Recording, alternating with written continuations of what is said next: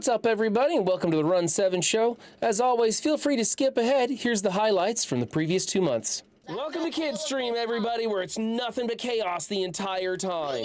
Making dreams come true. Oh, easy street. Anytime you can auto anything, you should. Everybody and their robotic mother is watching us right now. Somebody hit the live alert. You never know when you're gonna catch me with my pants down. Oh, Jesus Christ. I don't try to look like a dumb teenager for vanity reasons. I'm Keanu Reeves! I'll put a lot of things in my mouth. I don't want to put that in my mouth. She's interactive. I don't mind objectifying women, I just don't want to torture them. Do what makes you happy, even if it's having your testicles stepped on by a woman in stilettos. She sounds more mentally stable than my ex-wife. Cause he's gonna pay me, lady. I do things for money. Bunch of tree-hugging hippies. Don't point at me. Not at my face. And not at the crotch. You steal somebody's car and people try to murder you. How is that even fair? If they're deaf and blind and only have one leg, I might be able to get them. I know you're all on sugar highs from stealing your kids' candy, but y'all need to go to bed at some point. She's saying that your safe word should have less than 5 syllables. Sure. That's too much for me. I don't want to f my video game. Oh yeah? Oh yeah? Oh my God, are you kidding me? Rello comes in here and gets it? Frickin' Rello gets it? I'm sorry, that was the opposite of what I wanted to happen right there. Oh, you wanna go? You wanna go? It's as chaotic in this room as it is on the screen. I just want you guys to know. My genius has amazing amounts of creativity to solve these problems. I'm doing good enough this month that I'm not taking any sort of donate. Well, I'm always taking donations, Chad. Feel free to donate anytime you want. So far, we're the friendliest murderers in the history of Arc Raiders. Damn it if I can't help myself but be nice to people. It's all your fault, West. I'm perfect and you're wrong. This is a handsome facade, guys.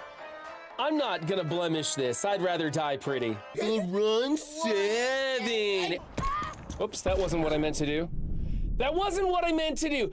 I was trying to heal and I threw a grenade at myself. Oh, man. Great, guys. Thanks for the support, Chad. Appreciate it. I hate you so much. If you're watching this on YouTube, feel free to stop by my live Twitch stream anytime you want to with me. She wouldn't sleep with us, but still, that probably just means she's classy. I'm pushing my buttons. You're pushing my buttons. I'm in trouble. I'm in trouble. I'm in trouble. I'm in trouble. I'm in trouble. I'm in trouble. Just remember, guys, little swords get to go hilt deep.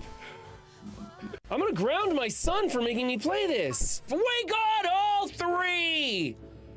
I am the greatest ever. So I just had the most brilliant idea while I was outside peeing on a bush. Fuck it. Let's have some fun. Oh boy. Well, at least I didn't have a heavy load out. Oh no! Ah! Holy shit! I didn't realize what I was getting into. Oh my God! Run! Run! Lower! Lower! Not too low! Not too low! Ah! Ooh! Ah! That was in the chest. All right. Ah! Ah! Ah! Ah! Okay. Ah! On a sec. I want no countdown? Really? Holy fuck balls! Oh, thank you very much. Wow, Cyberpunk just getting better every time we play it. Whatever, look up at that night sky and remember me, bitches. I got the best viewers. I swear.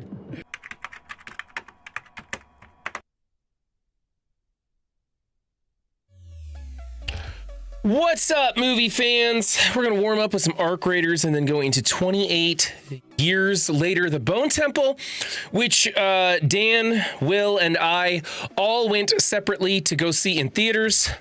And we're gonna have words about that one. That's gonna be the 4th installment in the franchise, I believe. 28 days, 28 weeks, 28 years, and then 28 years of the Bone Temple. Yeah, 4th installment of the film franchise. But first, we're gonna warm up with some Arc Raiders while we wait for Dan to jump in here. Oh, Dan's already in chat right there. Dan, am I gonna get to go for a run, or did you want to get right to it? It's up to you, man.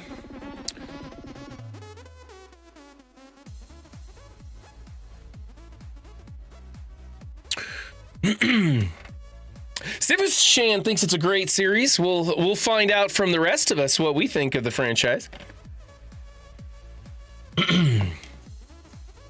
Enjoy a run, Dan says. All right, I'm gonna go solo. I'm not gonna wait for anybody else or join anybody else or anything. Just gonna do a real quick solo run, and probably just do. Hell, I don't know. Let's try Blue Gate on a night raid by myself. See what happens there. Okay. What do we got here? Oh my gosh. I think it was last night. I don't remember. I might have been under the influence. Faust, myself, and Emma. We got our musical instruments and we went from one side of the Blue Gate map to the other, playing our instruments the entire time. Having a blast. It was hilarious. Other players would see us and just scratch their heads. We had a lot of fun on that. Didn't really do anything. Just played music, cracked jokes, and had a ball doing that. We also did a bunch of completely naked runs through Stella, which was a lot of fun also. Never once extracting. I think Emma made it out of Stella once, but the rest of us didn't. So that was a lot of fun. Let's get this thing over to a free loadout, please. We'll ready that up. We're gonna jump in on that. If y'all want the same show together, that would be expensive. Yeah, that'd take a couple of airline tickets. What's up, Wonderful T? What's up, Omega Man? What's up, Moon? What's up, Monguli? What's up, Real Bubba Hotep? What's up, Sifu Shan? What's up, Crow? How's everybody doing today? I am really happy to be here on my Thursday night stream. Thursday night streams are probably my favorite streams because I get to just hang out with people and talk, which is my favorite thing to do on Twitch. Also, by the way, success! We now have text to voice commands. They are enabled in chat right now, costing only 25 channel points. You don't need to pay bits to do this. So we're going to be doing some VR streams where you guys get to talk to me while I have my stupid helmet on. And I think it's going to be fantastic. So, in fact, all of the channel points are available to you right now. You did it, said viewer cleaning agent. Cleaning agent. That's funny. So, yeah. So you guys can use those as much as you like for right now. When we go into the movie part, the movie podcast part of our recording, I'll be shutting off all of those so that we can get a clean recording for the show. But yeah, go ahead, say what you want to me.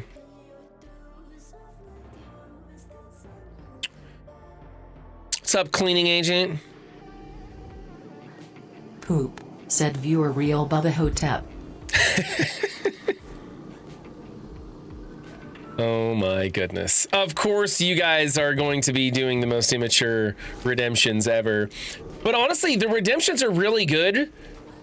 The voice redemption is really good because then, like, while I'm playing a game like to you, said viewer Sifashan. While I'm playing a game like this, you guys can talk to me while I'm doing stuff. Loot is ripe for the picking while most of Toledo is asleep. Though my suppliers say that Ark is I'm excited to chat with you about my bone temple. Or I mean, the bone temple tonight, said viewer cleaning agent. I bet you are, Clean, I bet you are. All right, 28 minutes, we're up in the village. We're doing okay. We can scout this out a little bit.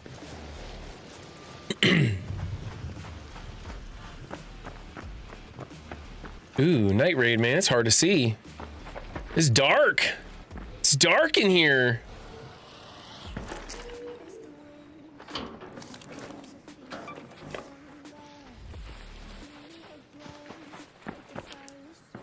My name is Cleaning Agent, you stupid robot, said viewer cleaning agent. What do you want? It's free, okay? And by the way, it's the only one I could get working of everything. It works. It's just a little bit weird. I found the voice of the robot from Love, Death, and Robots. There's a series. There's a series of shorts in there, and one of the robots. This is her voice, Kendra's voice.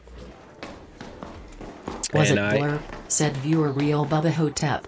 No, it wasn't Blurp. Does this voice bring back memories? I could not get Blurp to work. Oh wait, she was in a wheelchair. 100 viewer Sifashan. Thank you for the biddies, Crow. Appreciate that.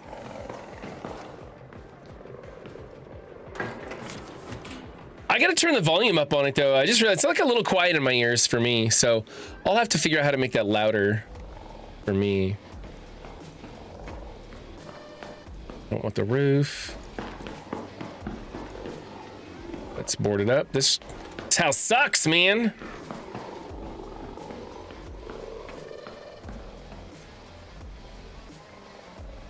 We still doing damaging arc?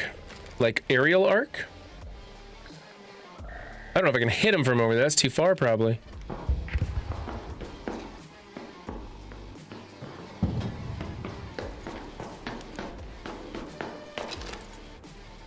Just go to your local home improvement store and ask for the big and they black are the cock. only ones I care about. As much as a reboot is capable of caring, said viewer cleaning agent. What? I just went in a circle. That was stupid. A reboot? Why does it say reboot? That's hilarious.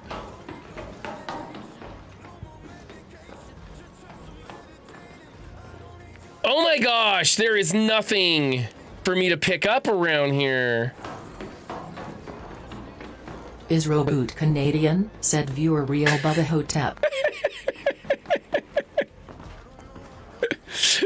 I love it. I love it. Robot, said viewer Sifashan.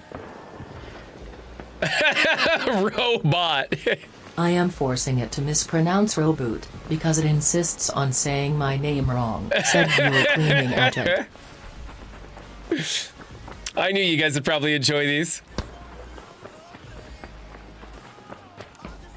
Didn't I just go in here? A toaster. I don't need a freaking toaster. I could have sworn it's just in here.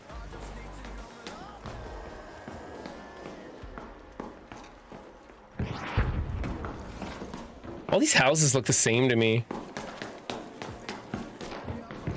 Nope, it's a different one. Although it's freaking empty.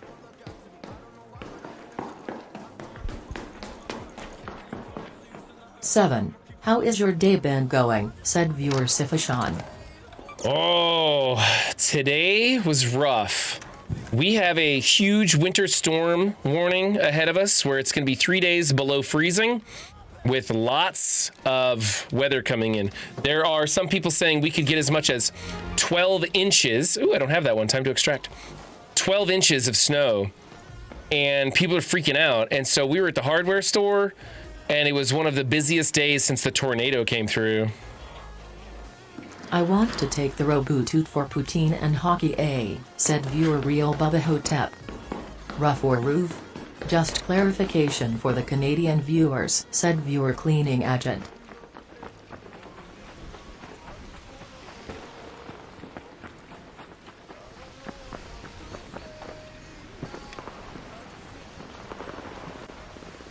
A little bit of gunfire on the map there.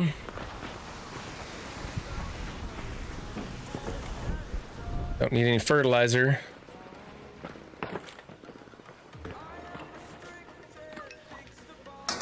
"12 inches, is that snow? Or the Boner Temple?" said viewer wonderful_D. The boner. You guys are. I need you guys to figure out a way to abuse this immediately. Just Yes, immediately Texans abuse just the are not robot. used to a good old 12 inches, said viewer Sifashan. Soon there will be nothing but reboot voices filling this stream endlessly, said viewer cleaning agent. 12 inches of snow in the Boat Temple, said viewer Real Bubba Hotep.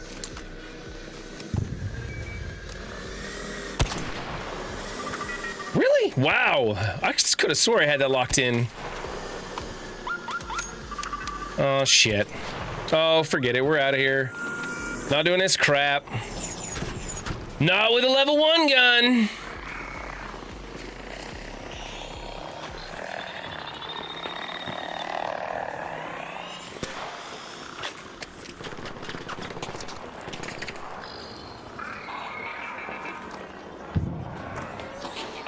Ah! And I'm getting shot? Are you fucking kidding me right now?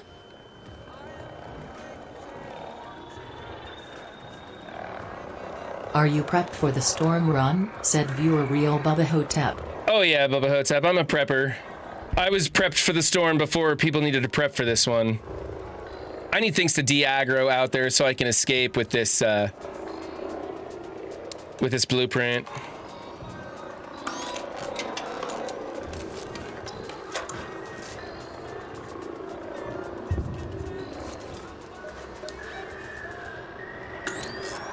That's still my closest extraction point? That sucks.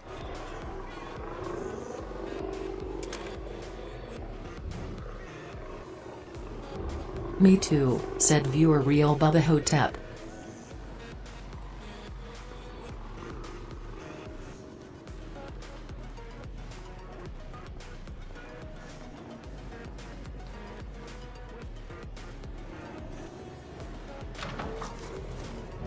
Nope, I think I've already been in here. I remember seeing all that stuff.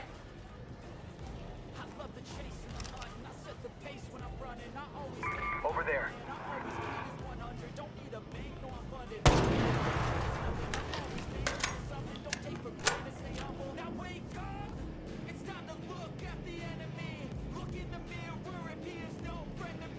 Somebody's climbing a ladder. Okay, let's get to the rooftop and see if we can't like slide out of here. He is a real prepper. He always has extra bone temples around, said viewer Sifashan.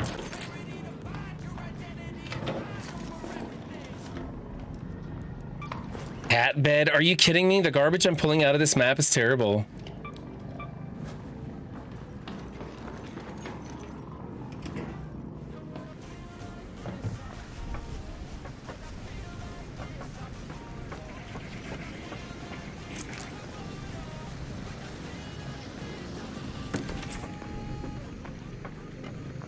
Okay, let's get out of here. We'll end this and get to our rating stream here. Oh, son of a bitch. Oh well, let's just book it.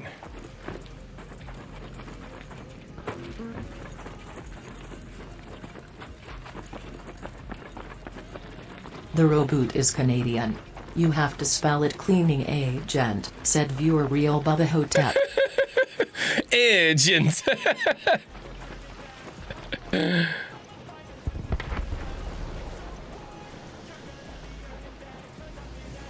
Mushrooms, don't need them, but you always gotta grab mushrooms because somebody needs them. Somebody always needs mushrooms.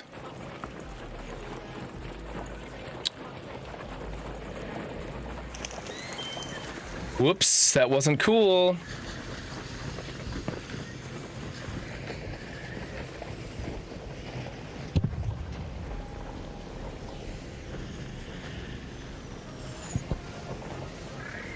Crap. Everybody everywhere.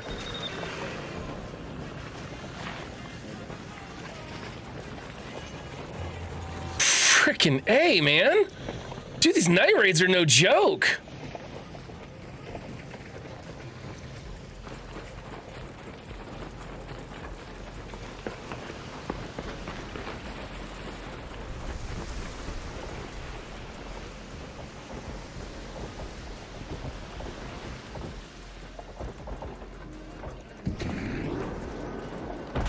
Oh my gosh.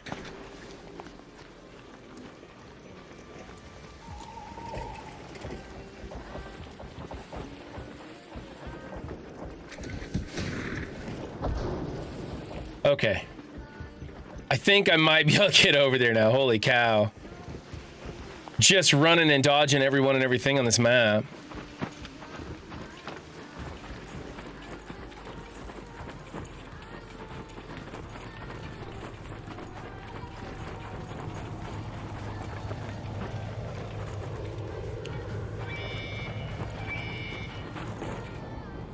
Okay, we might actually extract the blueprint today. That'll be cool. We'll call that a win for sure.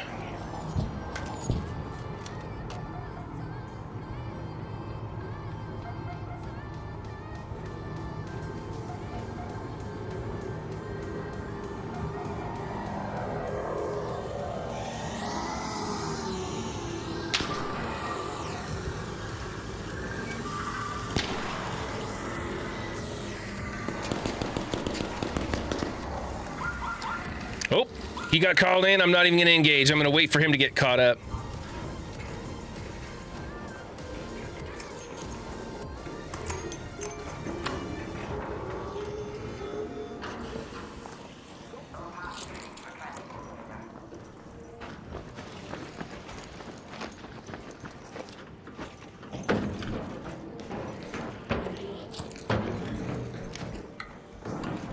All right, we're out. We made it with our blueprint.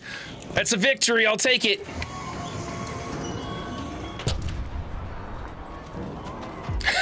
Guy doing a little emo. Night raid, I got a blueprint. That's something. That's something. I'll take it. It's a blueprint I didn't have. I think it was a smoke bomb blueprint or something stupid, but whatever. It's something. Yep, smoke grenade blueprint, so at least I got something. Shotgun choke. Nice, nice. All right, I'm gonna go join Dan and figure out what's going on for the R rating segment of our stream tonight. All right.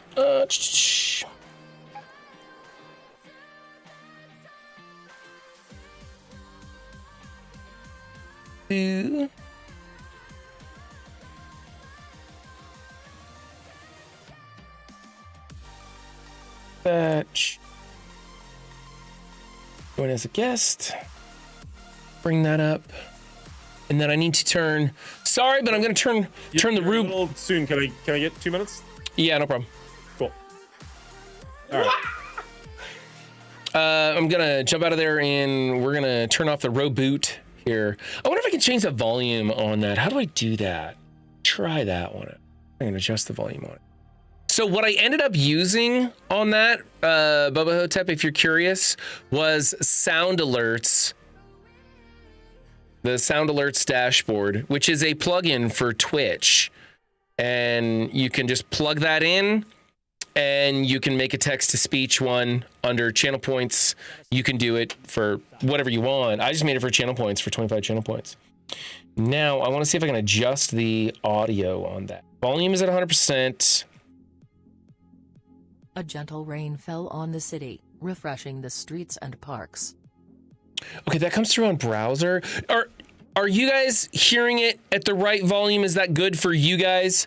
Because it's quiet for me, and I don't mind bringing up... Whoops, that was not what I wanted to do.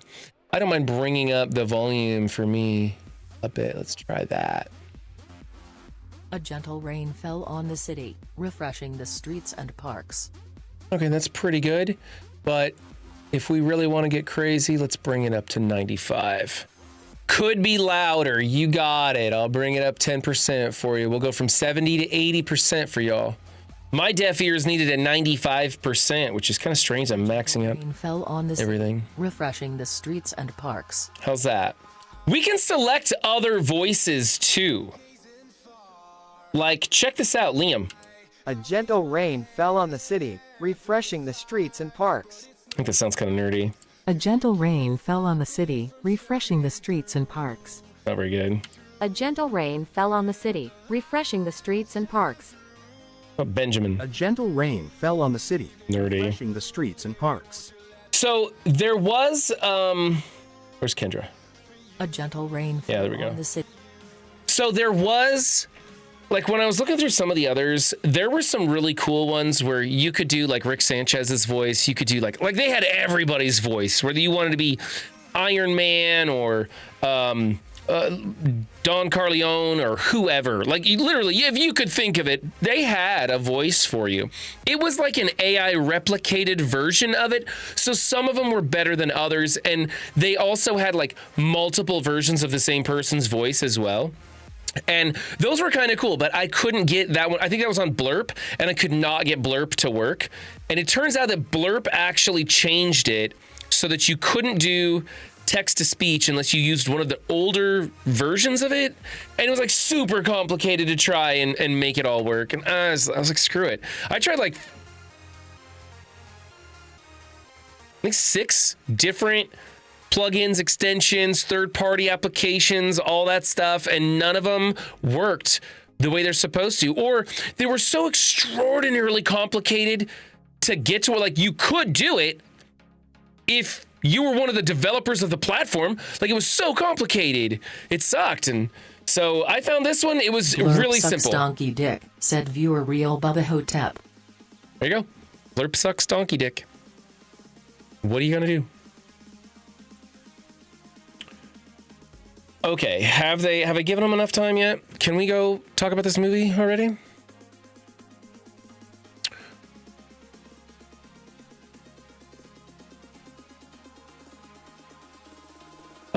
let's put this down to 15. I don't know how loud that's going to be. I don't want it to be interruptive. We'll adjust this. There we go. And oh boy, does this TTS swear? yes, Said you viewer can. Real I Bubba put Hotep. moderation to minimal, so you should be able to get away with just about anything. If you start saying racist stuff, I'll just ban you. But other than that, I said all aisles set up now. I don't know if that's supposed to be all set. And good to see you, buddy. There, good timing. Good time. Okay. Did you hear me say let's get Brian on here? Like, what the hell? No, I read in the Discord it says aisle set up now. I don't know if cleaning agent meant all set up now, like all ready to go. I didn't know, so I clicked on it. I was like 10 minutes ago. oh yeah, I wasn't paying attention. I figured. So yeah. That's funny. All good, all good. Good luck. You'll crush me. Okay. I wasn't even paying attention. I didn't have a timer set up. That was entirely my bad. I'm just failing it's all around to see good. over It's all good. here. Oh wow, look at my frame rate's way low. That's weird. I was crashing out pretty hard. Like I told you to enjoy your run, and then my everything just started going super slow, and I'm like, oh.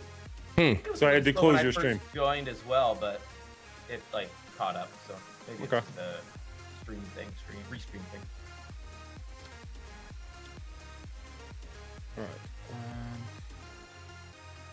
Nice temple you got there, Russ.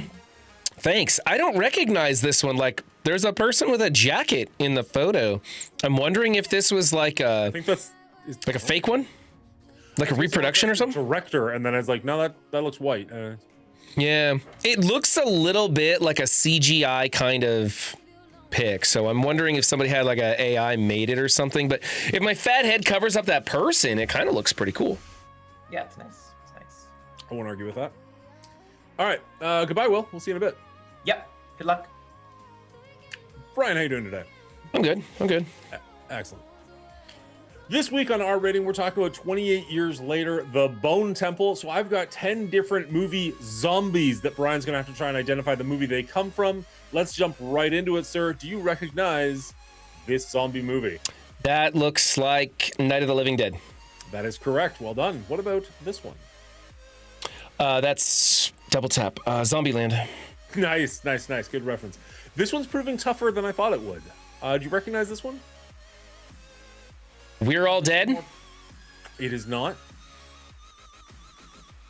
Yeah, pass. Let's go with the pass.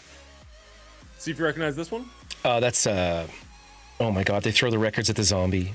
Shaun of the Dead. Well done, well done. Oh, this is that romance one where he's a zombie and he's in love with her. What the heck's this one called? I don't remember the name of this. I've seen it though. Pass. Oh, this is 28 Days Later. Nice. Well done. I'm not sure I recognize this one. I think I've seen this. I'm gonna have to take a pass on this one though. I don't recognize the scene.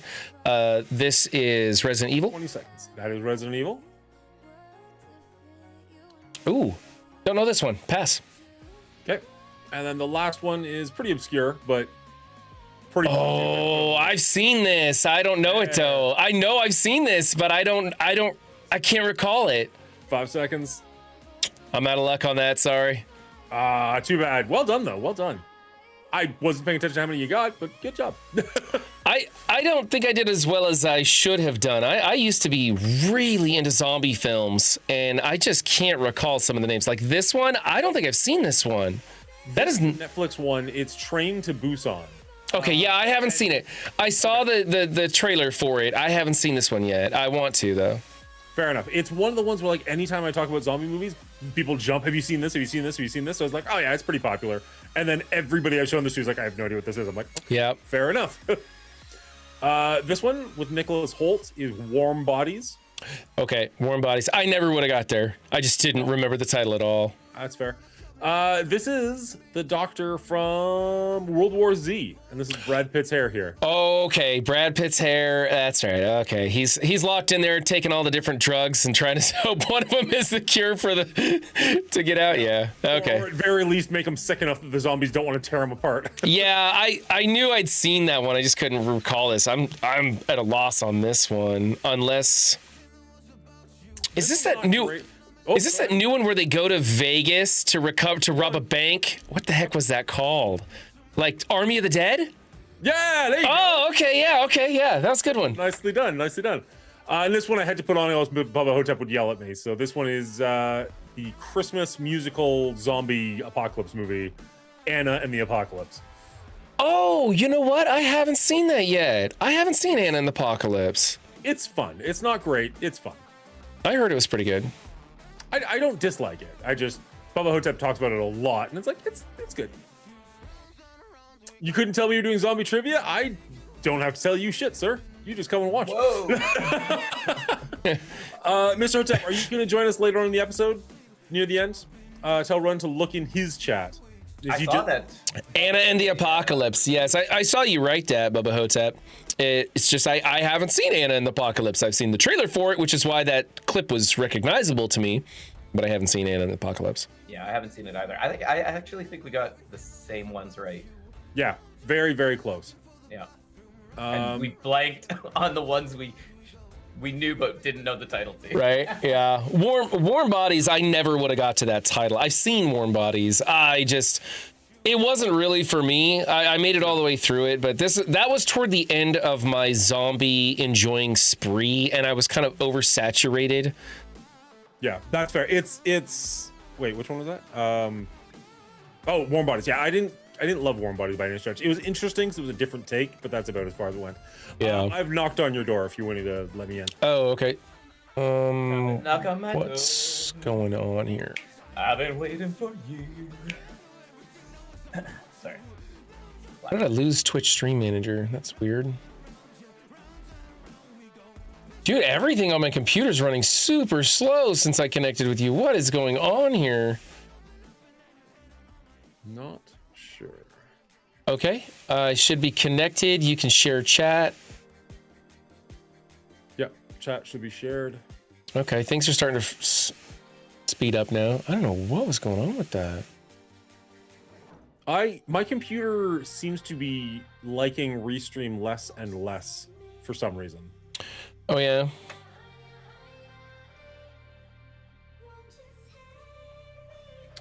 Let's just close some stuff behind the scenes to make sure everything's running somewhat as smoothly as it can. Where are Restream's there? Oh, you know what? I gotta turn off my alerts before somebody starts messing with the robot. Did you get TTS figured out? I did. It works. It doesn't have great pronunciation, but it works. Good enough. Good enough. As long as it's there. Sometimes the mispronunciations just make it better. Yeah. Reboot. Yeah, it is a reboot. Yes, it won't pronounce Cleaning Agent's name correctly, so Cleaning Agent won't pronounce its name correctly. Nice. Frickin' clankers! Wonderful D says I need to watch Train to Busan. Well, maybe myself and Brian. I do want to watch that. I do want to watch that. I've heard a lot of people say that it's a good one. I have trouble with subtitled movies, but more and more lately, I think ever since I sat through City of God, I've really been giving another chance to subtitled movies and finding some enjoyment in them. Maybe I just had to mature enough. In fairness, most of the subtitles in Train to Busan are just Yeah, the high action ones aren't so bad for subtitles. Yeah. No, it's legit pretty good, and it's from the same director who did Parasite, which I absolutely. Oh, and I still haven't seen that either. I need to watch that. Oh, that's a good one. I would, Patreon be damned, I would watch that in a watch party with you just to see your reaction to certain scenes. I love that movie so much. It is purely subtitled though, so you know, there's that. But you'll be fine. It's all right. Couple of minutes early. Do we want to just jump right into it? I don't have any other games ready to go or anything. Yeah, we can jump into it. I don't mind getting an early start tonight. Sounds good. I'm looking forward to this chat since I've watched the movie. I've been like, ooh, I want to talk about this movie. Well, we'll get into it. Now I'm even more excited. Jump there. Hop on the Bone Temple. Yeah. All right, before we begin, chat, we're gonna ruin this movie for y'all if you haven't seen it. So we'll give spoiler alert. Let's go like 2 minutes, and then we'll kind of jump into it, just sort of like initial thoughts, just in case. Okay, so you were gonna give a spoiler alert warning while we were recording the video? Like we'll do our opening intro that's just like us talking. So don't like I don't think you're going to, but don't jump into anything super spoilery in like your opening minute. Yeah, let me just rewrite this intro. All right, fair enough. I'm just joking. Cool. I know it's no different, Foss. It's just that this one just came out, so if people are, worried. We've done a couple of movies that are still in theaters. That's true. All right. 28 years later, The Bone Temple, 2026. Picking up immediately after the last movie, Spike realizes that the rage virus is tame compared to some of the folks around this wasteland, and Dr. Kelson is dying to find a companion to share his time with.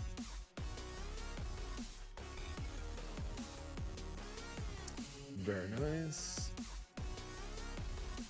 This episode is brought to you by Radik Audio. Radik Audio. Enjoy the music.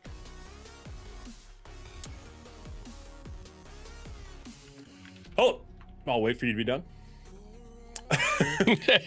Tickety tick. Hello, everybody, and welcome back to our rating, the show where I get together with a couple of my friends. We take a movie franchise, break it down by movie, give it an overall score, and throw it back on the board to see where it lands compared to the other movie franchises. I'm joined today by Brian and Will. Will, how are you doing? I'm doing fantastic. I've been eagerly awaiting talking about this movie just because, it was only like 6 months since the last one. So the closeness of it kind of just got me re-revved about the whole series. Nice. What about you, Brian? How are you doing this week? I'm doing great. I also went and saw this in theaters, and I have a lot to talk about on this one. Maybe a lot of questions as well. Excellent. I'd love to hear it. Now, if you are new to the show, there is going to be a board at the very end. We're going to have the scores of every franchise that we've rated and where this one is going to land. This is currently the last movie in the 28 later franchise. So you can see where that one's going to land forever until the next one comes out on the board compared to that one. So make sure you stick around, check that out, or jump ahead if you can't stand, if you have to, I guess. I don't know. If you have to? Yeah. If you have to? Yeah. Things just happen. Obviously, this is in theaters. It's only been out for less than a week at the time of this recording, so I'm not going to ask you how you came to this movie. We all came to it roughly around the same time. How was your viewing experience for this one? I saw this on a Monday afternoon, and I was in a theater by myself. Well, like I didn't go with anybody, and maybe like 3 other people. So basically, had the theater to myself. What about you guys? Did you guys have a bit more of a packed house? I had the theater completely to myself, just me and my buddy who went and saw the film together, completely empty theater, which I don't know if that's a good sign or not, but we did go to like a real early showing, so that's probably not a big deal. Yeah, mine was a Monday, basically like a matinee. Like it was like 4 p.m. on a Monday. I'm not surprised that it wasn't fuller, but also it would have been a good sign if it had been fuller. What about you, Will? Yeah, I went to a Sunday evening show, and it was very quiet as well. I believe this one isn't doing the numbers the first one did, which is unfortunate in a lot of ways. But I think it's already been greenlit for the 3rd, so at least we'll get that. I was going to ask about that. I wasn't sure if they were getting a 3rd one on this one. We are going to spoil this movie in a few minutes, so if you have not seen it and you're curious about it, you can dip out after a few minutes, but we'll keep it PG for now, or spoiler-free for now. Skip to the end, see the board, then you can just move on with your lives. There you go. See, I need to get you guys to do more of the talking at the beginning. Yeah, I think I saw that this one cost about 62 million, and it's already made about 30 million, which is not bad, but not like incredible either. Mm-hmm. I wonder if coming so close after 28 years later, which we generally liked, but wasn't like a massive blockbuster, if people just aren't excited for this one just yet, or if the weird ending to the last one kind of put people off, so this one just didn't have that like, oh my god, I have to see it feel. It was kind of that like, the last one was weird, right? And also like January as opposed to Halloween for a horror movie. So, well, yeah, the time of year definitely has something to do with it, I think. But I think a lot of people were hot and cold on the first installation of 28 years later. So that might have had a bigger impact than maybe they initially thought. Yeah, I think so I have spoken with some people, and there's a weird kind of niche of people that like everything in 28 laters except number 2. They don't like the 28 months later, whatever it is, 28 weeks later. And we didn't really like we didn't really like number 2. But then you have people who really enjoyed number 2 and they don't like the rest of the franchise, which number 2 is like an action film. You know, we talked about it before. You can go find that where we review it. Link down below. Yeah. So there's that. And I gotta say that the last movie wasn't exactly what I was expecting, and so it did get a little bit lower score for me. And then again, this movie was once again not what I was expecting, even though I was trying to angle myself in the direction I thought it was gonna go, and it went a bit of a bigger direction. We can talk a little bit more about that later if you guys want to save some of the spoilers there. Yeah, before we jump into spoilers, I will just get your initial thoughts. So this one, like the third one, just isn't quite what you were hoping for. What about you, Will? This one, I was pleasantly entertained throughout, and at points, I was dazzled by this movie. So overall, I don't want to show my hand too soon, but I think I like this one more than 28 Years Later. Interesting. Okay, fair enough. I'm gonna, I guess, land somewhere in between, where I was never bored with this movie. The performances were phenomenal. I don't know that I'll ever see it again. So it's one of those movies, though. Do you need to see it again? Well, exactly. Right? Because yeah. There's a lot of great movies that you don't need to see again. They leave an imprint, and I think this movie, in some ways, can definitely leave some imprints in different ways. Not as big an imprint as the third one, but yes.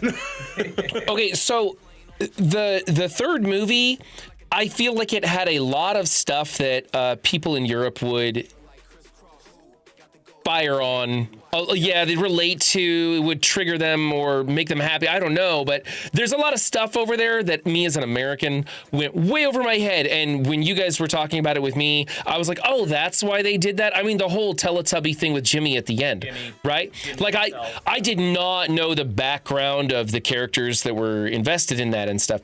So I did a little more research when I went into this, so I would hopefully have a little better understanding. And then I felt like most of that stuff was already brought up in the previous movie, and so I was already prepared for it. I didn't need to do much research because all that stuff was already there, and it wasn't anything new. It was still new to me as an American if I would have missed that last movie, but you get what I'm saying.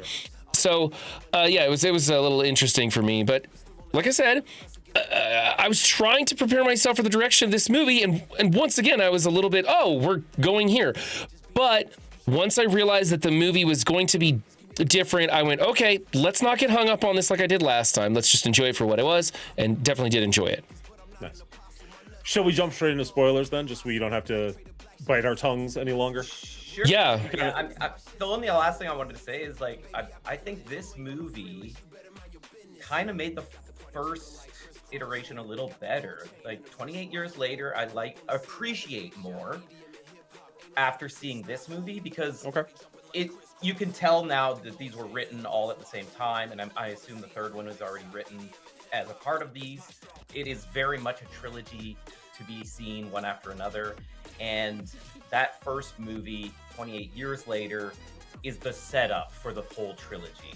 Yeah. So this one ties off a couple of the loose ends and leaves a couple dangling that you know what's coming in the last one. Or you can, give an absolutely hooked me at the end, right? Absolutely hooked me. Into the spoilers. So the first thing that I want to ask you guys, because this, I'm really glad they clarified this in the movie, because otherwise I would not have understood what they were getting at. It went over my head a little bit. Were you, prior to this film, familiar with the term Old Nick? Did that mean anything to you? Old Nick as in Satan. Correct. Yeah, I've heard it. It's not like a common thing, I don't think, but I have heard Old Nick. Well, coming hot off the heels of the Christmas Chronicles, it took me a minute, but about halfway through, I was like, oh, the other Nick. Yeah, the other Nick. Okay.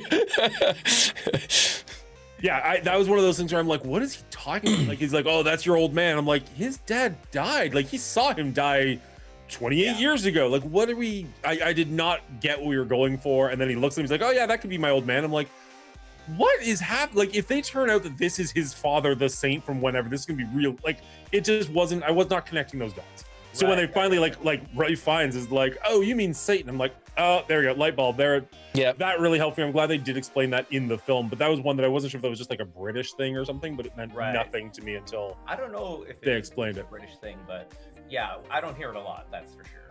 Sure. That said, though, one of my favorite scenes was just them talking, Dr. Kelson and Jimmy. That was a great dialogue scene there with them just sitting down, and Jimmy is finally acting mature and rational, and it was almost weird, that change of heart. It was like he kind of almost met an equal, and he didn't need to showcase anymore. He was just like, let's chat. Well, he even said to him, like, this is the most interesting conversation I've ever had. Like, this is you're the easiest person I've ever had to talk to, or something along those lines. And I was like, the acting in this movie across the board is so good, but specifically Ralph Fiennes and thank you, Jack O'Connell, just incredible. Now, the first movie, I'm going to say the first movie, but I mean 28 years later, is very much Alfie's story. And in this one, he's very sidelined, or Spike's story, I guess, his character's name is very sidelined. Like, this is much more about Jimmy, Lord Jimmy, and Dr. Ian, and I'm so happy for it. Nothing against Alfie Williams. Great actor. He did a good job in the first movie. Great performance in this one as well, but... Yeah, he does good in this too. He's just agreed. The side character, for sure. Yeah.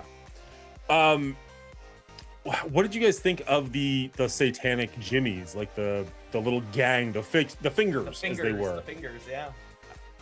I mean, I enjoyed that they weren't the Power Ranger acrobatic killers that they were at the end of the first one, and it kind of made me feel like they purposely did that as like how Spike saw them when they came to his rescue. He's like, wow, this is incredible. These super powered beings are here to save me. Yeah. And then everything gets real once this movie kicks off. And so again, this one made me appreciate what they did in the first one more. In fairness, they were still pretty good fighters. Like, they're not doing acrobatics. Skilled warriors all. Everybody they came across, they beat very easily. 100%. Yes. And I really love the introduction of them in the swimming pool, and Spike is fighting to see who wins. And it showcases, hey, the fingers are going to be good because you have to be better than the last guy to be a part of this group, right? You had to kill your way into the gang. And so they're definitely skilled warriors all around. That was a great way to introduce the group. You learn so much about many of them without having to be told anything. You just see how this takes place and how this group functions. And you learn a lot about them. It was a great way to introduce them. And it also reminds you, Alfie outthought them. He knew he couldn't outmaneuver them. He couldn't outstrengthen him. So he distracted him and then took him out. I'm not entirely sure he knew he was going for an artery. I don't know what his backup plan would be if he just hit like flabby tissue. Could have got lucky, but he used trickery and thought to get past somebody who was gloating over him, thinking that he was, underestimating his opponent, basically. Absolutely. Great scene. Great scene. Not to mention just the no children allowed past this point sign. Very, very nice metaphor for the whole thing. Yeah. For the whole movie. Yeah. For the whole movie, really, right? It really... Spike lost all innocence going through this one. So yes. And also... We also know that Jimmy lost his innocence from the first movie when you finally figure that out. And so you're seeing where he's gotten to after this. Everyone's being forced to grow up in a way that they don't want to. So it's really good. But to step back a beat to the satanic aspect of this movie, I was not prepared for that. That is the one angle that I did not see coming, did not know or predict or understand anything. And at first, I was like, okay, I'm just going to let go of this and see where it goes, because this isn't a zombie film. It has some zombies in it. We've talked about, 28 days later, broke the mold, making fast zombies, and people had issues with that, saying they're not really zombies or whatever. Once again, this movie breaks some things with Samson and how they do stuff there. But overall, this isn't really a zombie film. It's not very much about zombies, maybe setting up something for the third one. This is about the satanic cult and what they're doing and how Spike has to witness this, and then their interaction with Ralph Fiennes' character, Dr. Kelson. And so I had a little bit of trouble getting around to this, but I was okay with it. And then we got into the shirt scene where they are going to, what is it? Donate their shirt or sacrifice their shirt? Charity. Give charity, where they give their shirt over. And that was a scene that it was really amazing. It was very powerful. It was very vivid, but it was really not, really not what I signed up for coming into this film. And I had a hard time getting through that scene because I just was not prepared for that at all. It wasn't so much, it was that scene, but it wasn't the shirts or the charity. It was the fight between, I don't know the character names, one of the Jimmys and the muscular farmhand, where she's like, we're going to spoil this movie, cutting his arm and like going lengthwise, like down his wrist, where I'm just like, I don't know that I'm enjoying this. I don't think I'm enjoying this. I don't really want to watch this right now. Because you don't really see too much of them. Like the shirt scene that we're referring to is they are literally ripping the skin off of their upper half. Yeah. You don't see too much of that. You do see some of the aftermath of it, but it doesn't really focus on that. But like cutting down his arm, you are like, yeah, you witnessed that.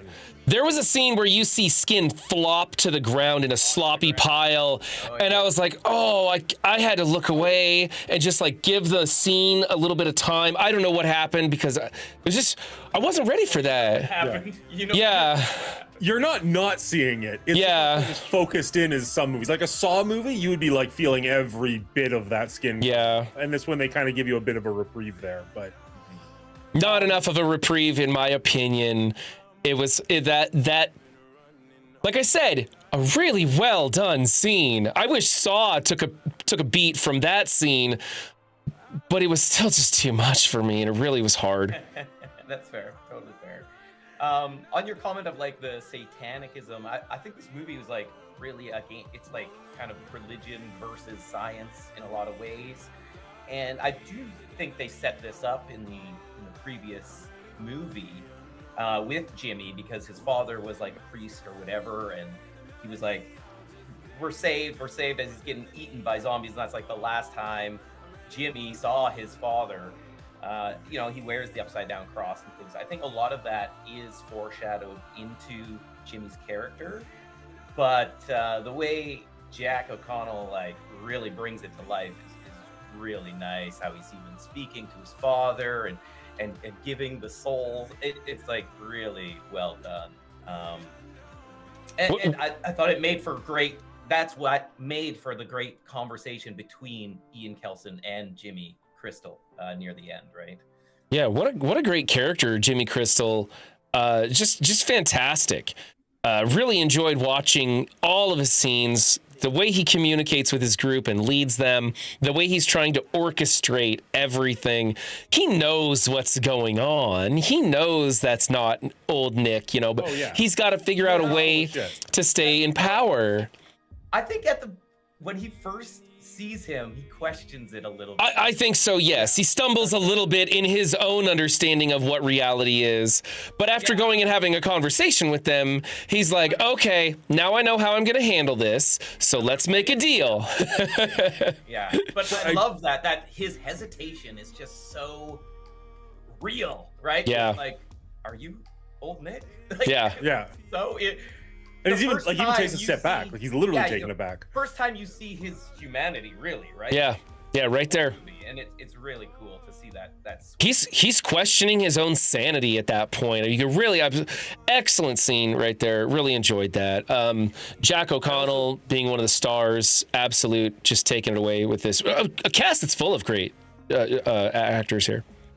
I also really like the scene leading up to that, where there's like on the side of the hill. And you can see Aaron Kellyman, who is Jimmy Inc., I believe, starting to realize, like, this guy's full of shit. Yeah. You just see her the look on her face. She's looking at him, and he's like, oh, yeah, I think that is old Nick. Good. Yeah, let's go talk to him. I'll go by myself. And she's just like, what are you trying to play here? Like, she just through a couple of looks, you tell everything that's going on with her character. And I thought it was really well played. Very subtle, but excellent. Him calling her out was also good, being like, get them to shut up a little bit, right? Stop talking back. Like, so funny that he calls them out on it. Like, I know what you guys are doing. I'm onto this. Yeah. So funny.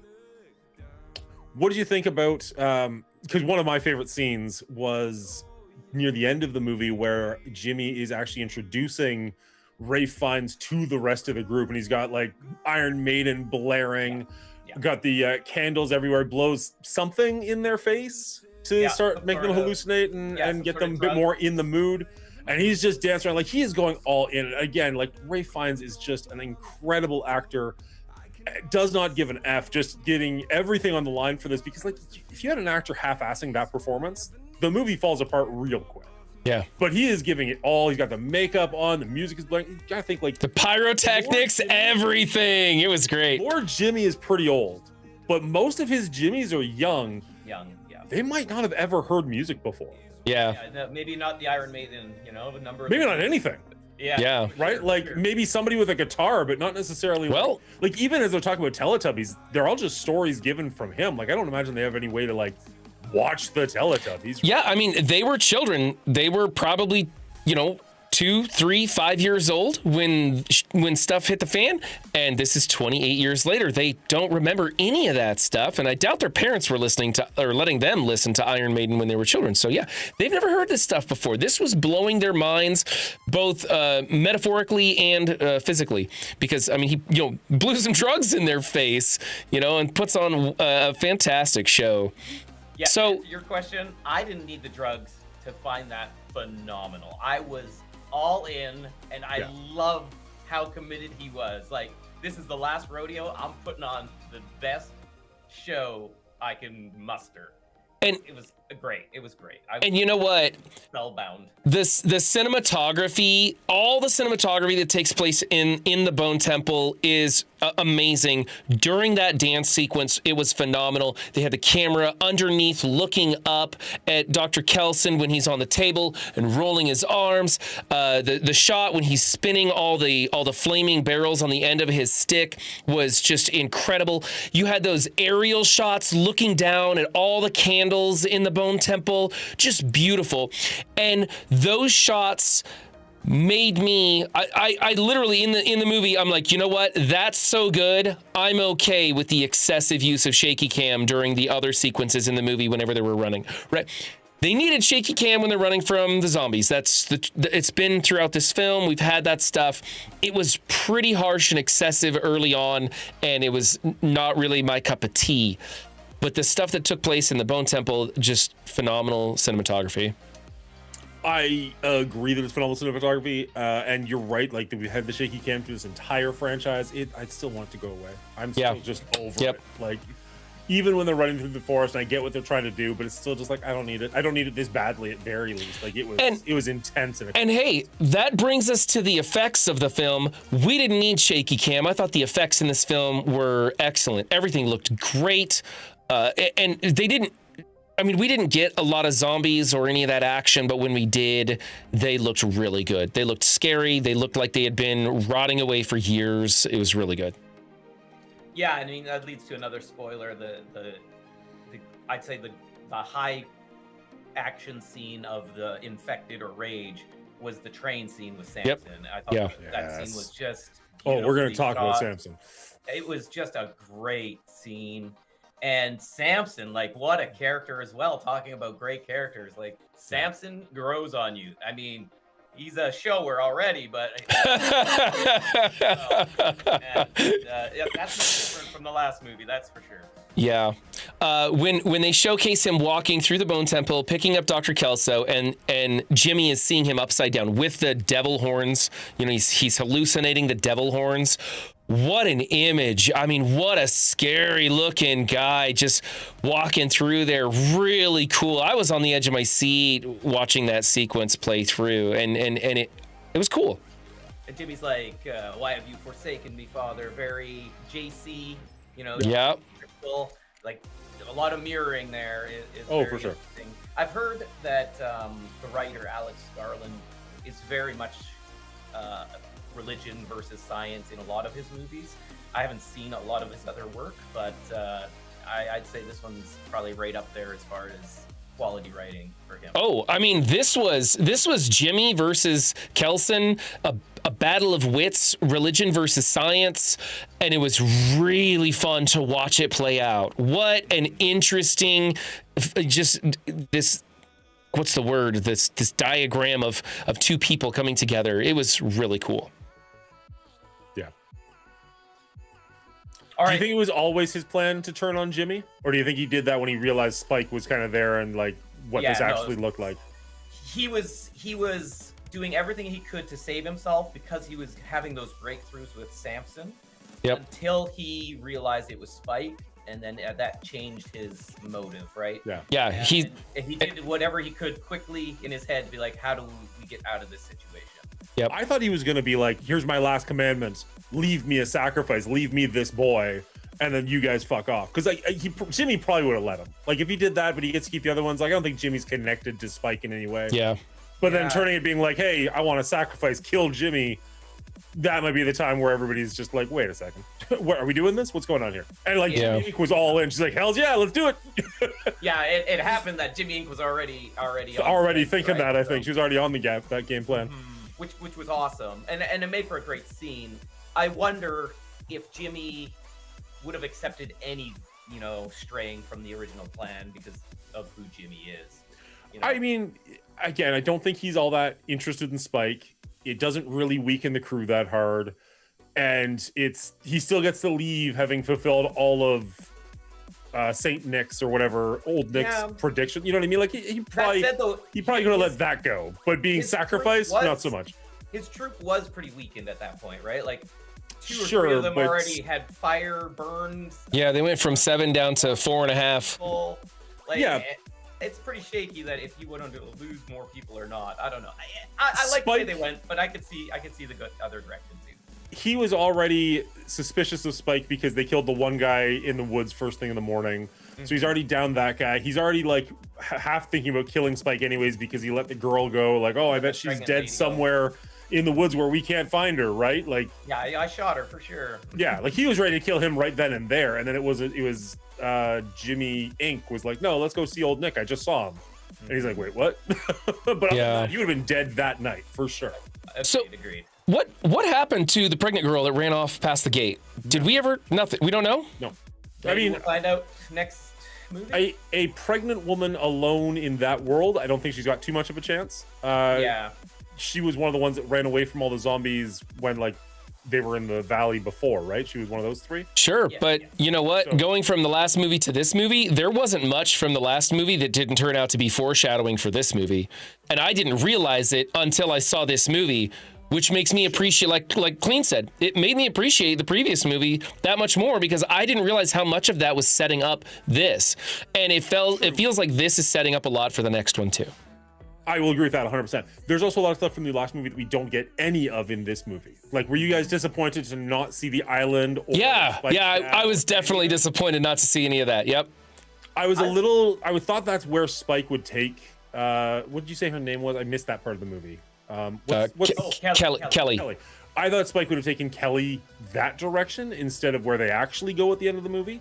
Right. And I'm not sad about that because I'm super curious to see where that goes in the next film. But I was a little surprised we got literally nothing of that island in this. Nor did we have any soldiers or the mainland, which is unscathed by this virus. So we know nothing. We learn nothing outside of what Spike is doing, which is kind of weird because Spike plays such a small role in this film, but it's everything that Spike experiences. Yeah, well, the film is very much Dr. Ian and St. Jimmy's story, and they don't go to either of those places. So, like, it kind of makes sense. Yeah. But, yeah, I don't know. To answer your question, I didn't mind that the dad wasn't in it at all, actually, because it was the stories we got were so gripping. Yes. Like, okay, I can see, I can wait for the dad in the next one. I'm not disappointed. I should clarify. I wasn't sad he wasn't in this one. I just thought he would be. Right. That's a good way to put it. I was not sad he wasn't in this either. I really didn't like his character in the last one. I'm not big on infidelity in the first place, and he was just this cheating kind of guy, and I really didn't like him. He wasn't a good person, and so I wasn't sad to see him. I wanted to see more of the island. Or get a line of dialogue, just acknowledging it. I just want to know, are we done with that, or will we find that in the next movie? Well, because the last thing we saw, correct me if I'm wrong, the last thing we saw in the last movie was him kind of burning parts of it down and then running through the gate. So it probably survives, but sorry, you're saying no? I believe the last thing we saw was him dropping the baby off at the island. Oh, you're right. Yeah. So that's Samson's child.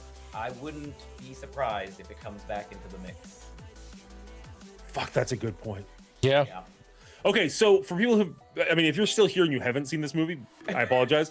The arc that we haven't really touched on too much in this is Dr. Ian is actually, sorry, I guess in the last movie we see Samson getting tamed is not the word that I want, but it's the one that's coming to me right now. Subdued, is getting subdued by medication from Dr. Ian. He's using it to try and protect himself, but we can tell that Samson likes it. Like, he likes that he doesn't feel that rage constantly, and he comes looking for Dr. Kelson, not to like kill him, which we see he absolutely can. He rips the guy's head off and he's like, shoot me with your blowgun, you know? Yeah.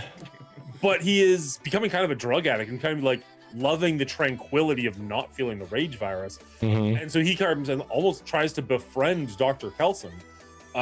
So that is an interesting storyline for the movie to take. And we can see he's actually curing him without even trying to at first. And then when he does try to cure him, he actually legit cures Samson, which was super interesting for the train scene when Samson's kind of like figuring out what his past looked like. And all the other zombies don't recognize him as an alpha anymore, don't recognize him as one of their own anymore. They all attack him. He gets multiple bites, doesn't phase him at all because he's already got the virus inside of him and just rips them all apart, proving once again, like, he is still an alpha, even though he's no longer of their species. I just loved everything about Samson in this movie. When we first saw him, I was kind of like, I don't know if I need more of this, but sure. And then by the end of it, I was like, I want a spin-off of Samson. I want to see. I'm really hoping that the next movie will be the story of Samson, or at least be a lot more around him. I think there was a great setup for that. There's so many questions that we want to know about Samson, and you're right. If his baby's back at the island, maybe we could go full circle on this portion, this trilogy portion of the franchise, which would be perfectly fine with me. I love the idea of him going back to the island and like interacting with the people, like talking to them. Like, obviously they won't trust him first off. They won't trust him probably at all. That'd be fine. But just like, I want to see him try to explain to people what have happened. Because like, this also is a group of people who feared Dr. Kelson. So they're not going to be like, he's not gonna be like, oh, I met Dr. Kelson, he got me better. And they'll be like, the witch doctor? What the hell are you talking about? We're not going anywhere near that. Yeah, and he knows where it is. He's been there, right? Yeah. So it's a lot of interesting ties could get tied together, or strings could get tied together in the third. And I'm excited to see. This movie made me excited to see where exactly and how they take it. Again, because like you two said, this one was a bit of a surprise where they took it. So I'm excited to see where they take it, because I'm hoping they'll surprise us a little bit again, and or just tie off some of these great openings they've left us. Now, I've only seen 28 Years Later once, so I'm going to question something you just said. Sure. You said he's been there before.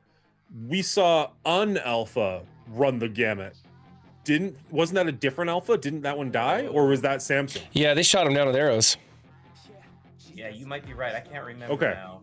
Yeah, you could be accurate on that. Great scene in the first. That was a great chase scene. You've seen one Alpha, you've seen them all, you know. Sure. I was focusing not on the face. I'm sorry. Eyes are up here. My bad. My bad.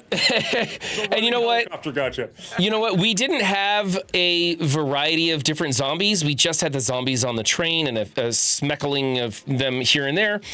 In the last movie, we had like the bloated zombies, which none of us really liked.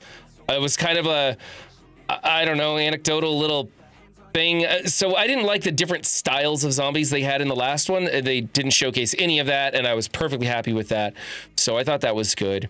I would have liked a little bit more story about the Jimmies, or maybe just more little Easter eggs, I guess, about the Jimmies, because learning about them when they appear in the last scene of the movie, of the previous film, was very interesting to me, talking with you guys about that and all the stuff of the people that they were kind of related to, and all this iconism that Europeans would get, and me as a dumb American, I'm not going to figure that out. But learning about that was amazing. There didn't seem to be as much stuff for me to learn about in this one. It was more, hey, they set it up. Now we're seeing these interactions between these characters in this film and how it's coming together, and how these different different walks of life are interacting. Right. That's one of my maybe gripes with the movie is this one doesn't feel as much as a standalone movie as the 28 Years Later did.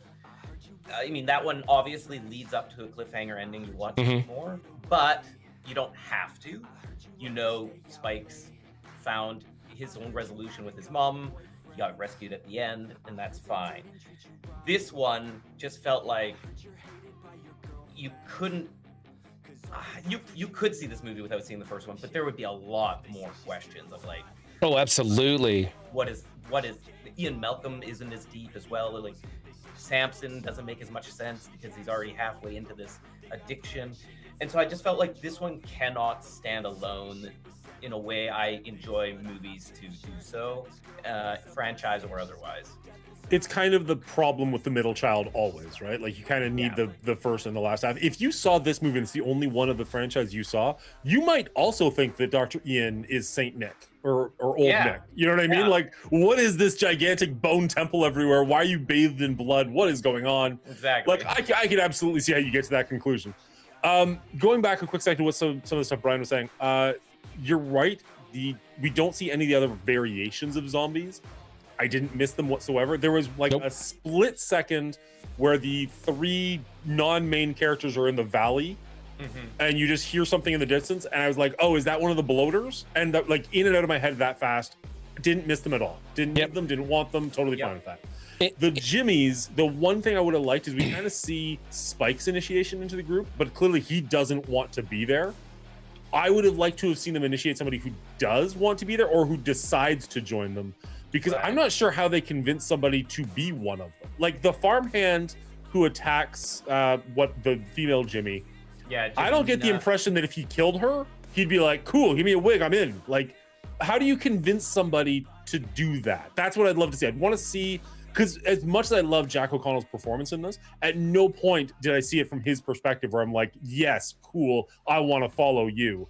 I would have loved to have seen that. I would love to have seen his pitch that actually gets people to do this nonsense. Yeah, in fact, when Spike sees them come down off the cliffside at the end of the last movie and go all ninja on the zombies, he was maybe scared but clearly impressed by that, and then skip to the start of this film, and he is definitely not impressed by this group at all, as he is told he has to fight for his life and must join them or die. And so I'm with you, Dan. I want to see what did the others do, because some of those people are clearly all in to this gang. They want to be there, and I want to know why. Yeah. Why? Why would you want to be with these psychos? Yeah. The only exception was Kelly, who wanted to be there only because she felt it was the only way to survive. Yeah, she thought it was the only thing that was better. But she didn't buy into all the other crazy notions of Satan and things. Even Kelly was disappointed to miss the charity. She wanted to be in that barn cutting those people open. She's pretty twisted. She was mad that she missed it. So somehow he even got her to be like, yep, this is what we do. We torture people. Yeah, it's a mess. And you're right about that. Like, the Jimmy's fingers are a little bit cardboard cutout. I just don't know if I want another half hour added to the movie to explore that. Yeah, that's fair.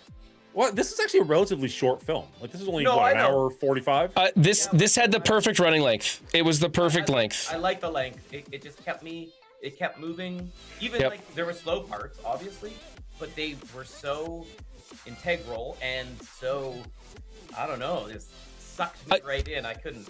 I think what would have helped, instead of seeing like an entire scene or something like that, just a piece of dialogue from maybe Jimmy Jones or Jimmy or one of the other Jimmys, right? Maybe they could have just had a few lines of dialogue like, this is our home, this is our family, we're Satanists, we like this, whatever. Obviously better dialogue than me. But something along those lines, a few bits, because like if you lined up all the Jimmys, aside from the girls, I couldn't tell them apart. I didn't know who was who. And they were color-coded, you know? Yeah. So I would have liked a few more lines just to get to know some of those Jimmys. It wouldn't have taken but maybe 5 minutes more dialogue, and I would have been okay with that.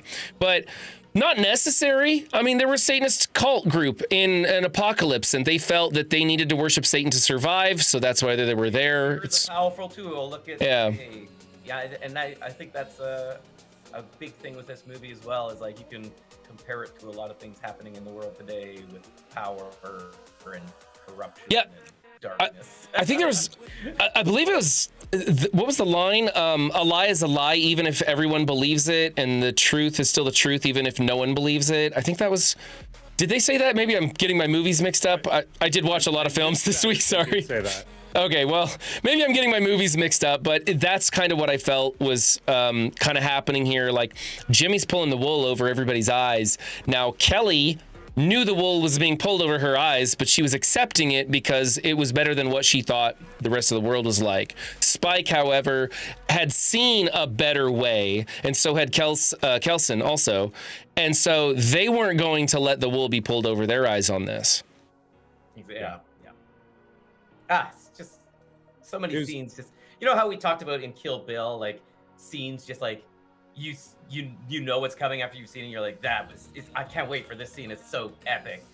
With the music and what happens in the scene, I felt that a lot in this movie as well. Specifically, Ian Kelson's music selection, how they integrate that right into the movie with his records. I thought like his music was so great with what was happening on screen. It really made for vivid pictures and audio. It just encompassed everything that I needed it to keep me in this movie. And fire scene aside, his dancing out in the grass with Samson and everything was amazing. His moves, the way he would just kind of move around, like I was like, that's weird looking, but I really dig it. And paired with the music was great. I didn't like the music outside of Dr. Kelson's choices though. The rest of the audio of the film was pretty meh for me, but the sequences where they were dropping the needle and playing his songs were spot on. I can't say I remember any of the music outside of Dr. Kelson, but maybe there you go. Proves your point, yeah. Yeah, I mean, it wasn't bad. Maybe the heartbeat at the end. The heartbeat at the end, I must have missed that. I didn't catch that. Yeah, I'm not sure. The OG song from yes. Okay, yes. The heartbeat. Okay, yes. Yeah. Because, and can we go ahead and spoil that now and jump into that ending? I was just about to do it, so go for it. Okay, so we come full circle to 28 days later, and we have, help me out with his name. Cillian Murphy. Cillian Murphy, thank you. With his daughter, no less, talking politics, like world politics, which was really interesting to see the type of stuff they were talking about leading from World War I into World War II. Like, why would you even need to know this? It's been completely wiped out. But really cool stuff. They appear, they hear screaming, they go help. He's holding the gun and she says, "Do we help them?" And there's this hesitant pause. And then he looks at her and he goes, "Well, of course we do." Right? Like maybe that wasn't his first instinct to help them, but he remembers that he's a father and he's got to show her the good in humanity and be the best he could be. And he said, of course we help them. Like he had to convince himself to say that. Such a great scene. And then of course, they run off to go help them. Excellent way to end this film.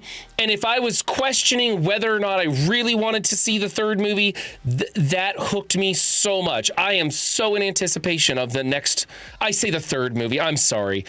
The years feels like its own trilogy, and to bring it back to the first one with Cillian Murphy was so amazing and great for me. And we still don't talk about number 2, and that's good too. Yeah, all about what's number 2 from. Right? Didn't we got a line of dialogue in the last one that basically said, yeah, we're not going to talk about that. Is it a line of dialogue or is it like words on the screen at the very beginning? Words on the screen at the beginning, yeah. They didn't even want to utter it out loud. Instantly, and you're just like, good. Okay, yep. Yeah, that movie. Yeah, it was a really interesting scene, and the thing is, at the end of 28 years later, I feel like you have to know what's going on with the rest of Alfie's story and the Jimmys. Like, there needs to be a sequel to that. Mm-hmm. If this one didn't get a sequel greenlit, just the fact that they find Cillian Murphy's character, who has survived in this world for 28 years later, is enough of a, I'm gonna say, Easter egg that I'm kind of like, cool. They'll survive this, because like Cillian Murphy survived it for this long. He's got a gun. They're gonna survive this 6 zombies chasing them. They're gonna show Kelly a better world. We're good.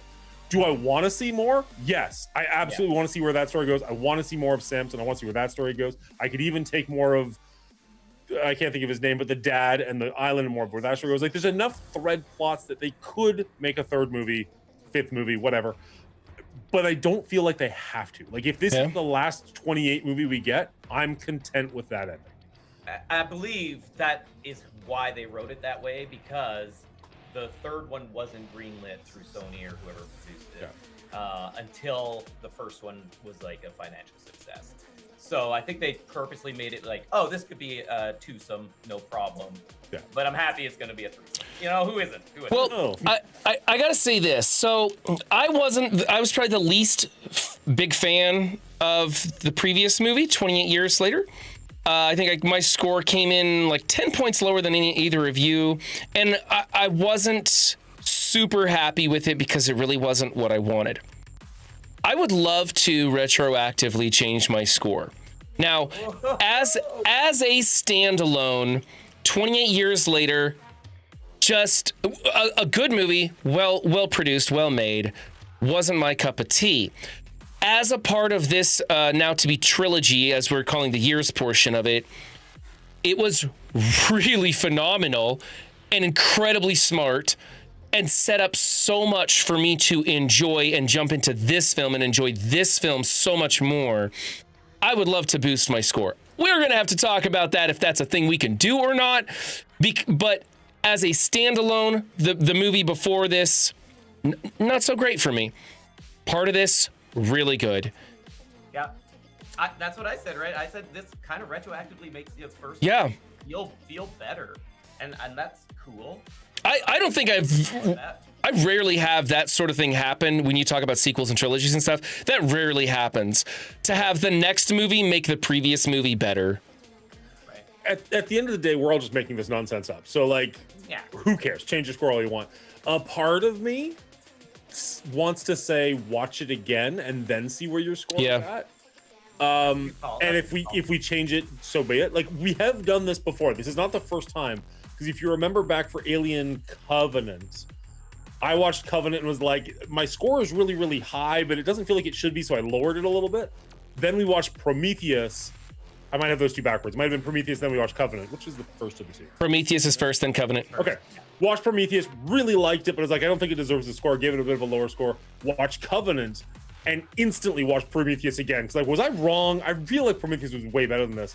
And came back the next week being like, no, I want to change my Prometheus score. I saw it again. I don't believe that I think it deserved the higher score. Yeah. So I want to give you the same props and be like, absolutely, you can change your score. Some part of me is like, watch it again, see if it's. I'm probably gonna go back and watch it again, especially knowing all the lore that me as an American didn't catch on to. Would make it better too. I mean, these two movies have so many layers and things hidden and embedded in them throughout that is really good. Did you guys catch the soldier's cell phone embedded in the tower behind my head right here, behind my head right here? His cell phone was embedded in the tower as one of the lights. Yeah, I saw that in there and I was like, hey, they acknowledged that guy was in this, you know? It was little things like that sprinkled in throughout this. It's really good. I saw things in there. I didn't make out what they were. I certainly didn't recognize it as his cell phone, but that is cool. Well, it was a cell phone, and I would assume because we got to see the joke of his girlfriend and what's wrong with her lips? Okay, so going back a second, talking about Cillian Murphy's character, we see him and his daughter. We don't see the other two characters who survived 28 days later. Now, one of those actresses has stopped acting. Like, she pretty much was only in 28 Days Later and one other thing, and then she pursued a music career. Frank's daughter, whatever her name was, right? Yeah, but the other actress, blanking on her name, and I should have looked this up, is very much an actress still, could be brought back. Do you think we will see those two? I hope so. And how do you think he has survived with so little community, no real defenses? Like, it looks like a pretty pretty standard cottage on a hilltop. Like they don't have a fence, they don't have any walls, they got nothing other than they can see for miles because they're on top of a hill. We all know how he survived. He's a father. He's a father. This trilogy is all about fathers. 28 days later, I had a father, and he died real bad. Right, but I mean, that's how Cillian Murphy goes with such a small community. He does it for his daughter. That's why he's giving her tests on World War II when it is absolutely, well, not useless information, but not quite relevant information to their tasks. And he's doing that to make sure that she's entertained and her brain is being stimulated and she's not losing it to loneliness and depression. I don't have it directly in front of me, but I'd be very curious. Sorry, Will. I'd be very curious what the exact conversation of that looks like. And I'd be curious to revisit that before 28 years later 3 comes out and see if that does play forward. Like if they were playing the long game on that as well. Sorry, Will, go ahead. No worries. It just, to me, it came across as something like, you learn the history so you don't repeat the mistakes of the past. And so that's more what I thought that was coming across as. But again, I wouldn't be surprised, just what Dan said, that if it comes around into the next movie either. Naomi Harris was the actress that played Selena, and what I noticed in the end kind of scenes is that you do see the taxi cab of Frank in the background at one point, and I do believe you see Selena's jacket hanging when they're doing their little history lesson. And the daughter has the same haircut as Selena had too. Yeah, now that said, you can keep a dead person's jacket, obviously. Sure. But it would be exciting if all 3, or at least the 2 of them made it. Yeah, and 28 years after the end of the world, they're probably not going to be throwing away jackets anyways. Everybody recycles everything in this, which was one of the kind of gross but also accurate things. You see them in their jumpsuits, and as the camera gets close to them, you see how tattered and worn they are, sewn together with shoelaces. Their masks are made out of sneakers and other stuff. And from a distance, they look like impressive jumpsuits, and you get in closer and you realize how absolutely gross they are and filthy, dirty, really. So only Lord Jimmy is clean. Yeah. Nice. I'm gonna have to take a quick 30-second break before we get into the ratings. But you guys are good for the ratings at this point? I'm good for the ratings. I mean, I would love to say a little bit more, but if you this is one I could talk about for a long time, but okay, sure. I just feel like we haven't given Ralph Fiennes justice by talking about how amazing his character is, just being like an angel in comparison to the Jimmy character, and them pairing off is just so incredible. Throughout the movie, he's all about not hurting anybody, be it infected, be it non-infected, being animals, being anything, right? Like even at that one point, he burns up one of the infected bodies, he places it down, and there's like a moth there. And I was like, oh, and he just leaves that moth there. He's just, in that moth, symbolizing, metamorphosis as well, and change, kind of like the infected people are going through. Like all these images that they put through Ian's character, it's just, he's such a wholesome character and so wise, and it's just, Ralph Fiennes just captures it so well. Even you said, like, him dancing with Samson was like so weird, and it's drugged out. They're both on drugs. Yeah. It could easily come across as like super cheesy. The crazy dance number at the end could come across as so lame and cheesy, but he's so invested, and you believe every single moment of him on screen. It's just beautiful to see his story unfold, and heartbreaking and wonderful. Like I can't speak high enough for Ralph Fiennes in this. It really was a good death for him, right? Like, you hated to see it happen, but it was so right. Accepting of it too. Yeah. Even he, like Montes Mori or whatever, like he is like, life and death are the same. It's all part of this world, and it's just beautiful. It was really good. I loved it.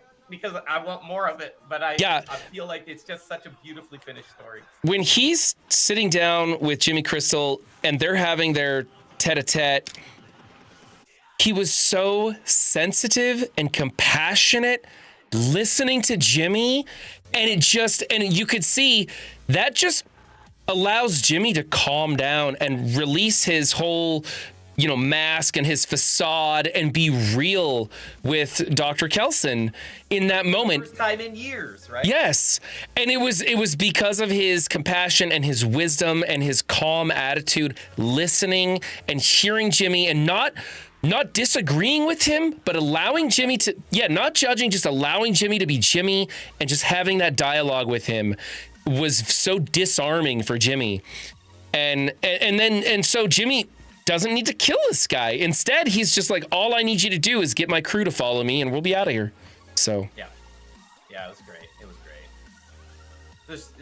There's just a handful of just amazing scenes in this. Yes. Whether they like I have to cover my eyes scenes or I can't stop watching scenes. Yep. They balanced it really well, I felt. For sure. All right. The last thing, and this might go poorly, so we can cut this if we have to. Sure. In the scene in the barn where the people are all strung up, you are playing the farmhand. You're cut free. You've got 4 Jimmys in front of you, and you're told pick one to fight. You're given a weapon. They don't have a weapon. Who are you choosing? Wait, what's your us? strategy? I'm asking you. You are the farmhand. What's your go-to move in that situation? Okay, I mean, I feel like what he picked, more often than not, is what everybody picked, because Jimmy Mina or whatever is the one that did the silly Teletubby dance in the kitchen. house. So she feels like, obviously, female, smaller, less of a threat than maybe the others who are a little larger, more imposing, because she did this silly dance and it disarms you, being like, oh, okay, maybe if I need to survive, this is my target. I think 99 out of 100 people would pick her. Because at that point, Spike was out of the barn. Yeah, Spike and Ink aren't options. They're not in the barn. Spike would have been the pick, obviously, but then it went to her. I think that would be the play for most people. So I got to go with chat's suggestion to lead Jimmy. I don't think he was an option. I agree with you. I 100% agree. But you have to fight a finger. Yeah, I don't think Lord Jimmy's ever an option. He doesn't. Right. Yeah, he's not going to dirty himself. So if Lord Jimmy isn't an option, then I mean, this is just me personally. I couldn't go after a kid, even though he wasn't an option in that scene, and I couldn't go after a woman. So I would have to pick like the biggest asshole in the group, so I could just take my anger out on him at best. That's me. I don't know if that's logical. I understand why he picked her. That makes sense. That's a logical choice. That makes sense. Me personally, I would have moral issues trying to murder a woman. I know murder is murder, and call me sexist or whatever, I guess, but that's just me.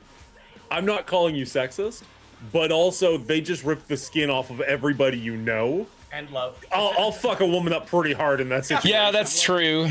That's true. Yeah, I'm not thinking about that. Not to mention, you've lived in this apocalypse for 20 years. Yes. Yeah. Chivalry's out the door. a bunch of female infected without question. Yeah. It's survival at that point. Things may change, so it's hard, obviously, to gauge. We are not in these situations at all, but. I appreciate your valiantness there. Well, I agree with you for different reasons, though. I think I do pick the big guy. Personally, I try and stretch for a couple of seconds. Like, he just went straight into the fight after hanging for like 10 hours. I'd be like, no, let's limber up for 2 seconds. Yeah. I think I put the knife away and just try and go after the big guy. Because this might not check out, but here's my logic. If you're in a gang like this and you're smaller, you need to know how to fight. Right. If you're bigger, you're probably just throwing haymakers and hoping. And it's be able to fight a guy who throws haymakers. And it's a knife fight, right? Well, that's why I put the knife away, because he doesn't have a weapon. You do. I'm not giving him my knife. I'm gonna throw a punch. Maybe I get punched back. I'll pull the knife out later if I have to. But if I have a knife on me, as we saw, he just gives the knife to her and then she uses it against him. Yeah.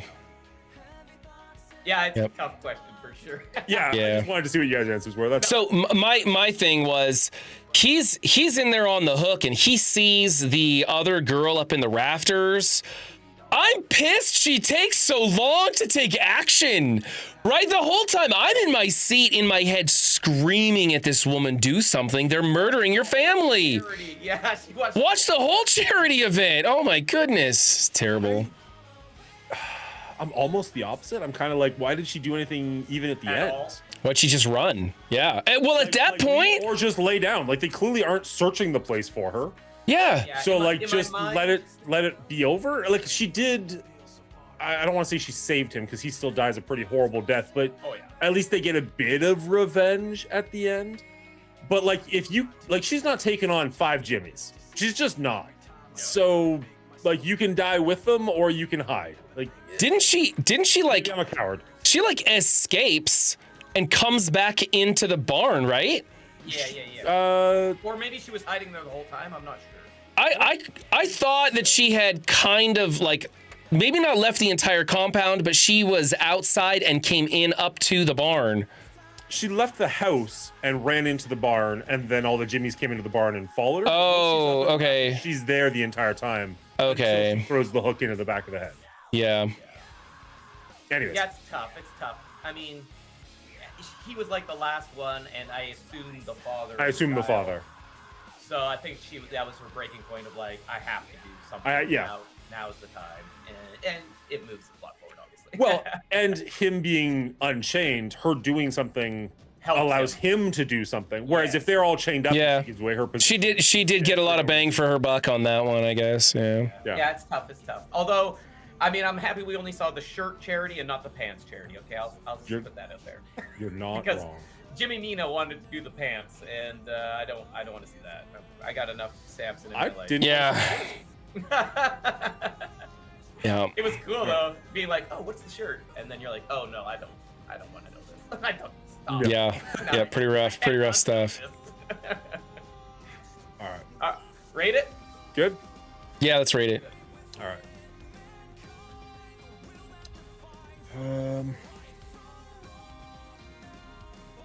I'll keep this short and sweet. This episode is once again brought to us from the good folks at Radique Audio out of Ottawa, Canada. If you're looking for vintage audio equipment or the Bluetooth RA Twin Turbo, I keep wanting to throw turbo in there, that's not a turbo. The RA Twin 2 Bluetooth device that I've talked about, which allows you to connect devices to your phone or your phone to devices, depending on which way you want to go. Check out RadiqueAudio.com and use coupon MONGOOLY at checkout for $10 off. Or Winter10 for 10% off if you're looking for an audio receiver. RadiqueAudio.com. RadiqueAudio.com. If you like what we do and you want to help support us, consider joining the Patreon. There's a link down below. Thank you to our producers, as well as our executive producers, including Real Bubba Hotep and Dino, and our writers, Elder JM990 and Miss Hillary. We've decided we're going to watch Shutter Island for our Patreon pick next week, so join us over on Discord for the watch party this Sunday night. That one. Woo! Yeah. All right. I would punch a nun for a can of pinto beans. That's great. Okay, so I don't know if the years and the Bone Temple move us further into a fantastic zombie franchise or further out of the genre of zombie. I'm not really sure, but I'm here for it nonetheless. Had a great time with this. I already spoke how this movie retroactively improves its predecessor, and that doesn't happen very often for me, so extra credit points on this.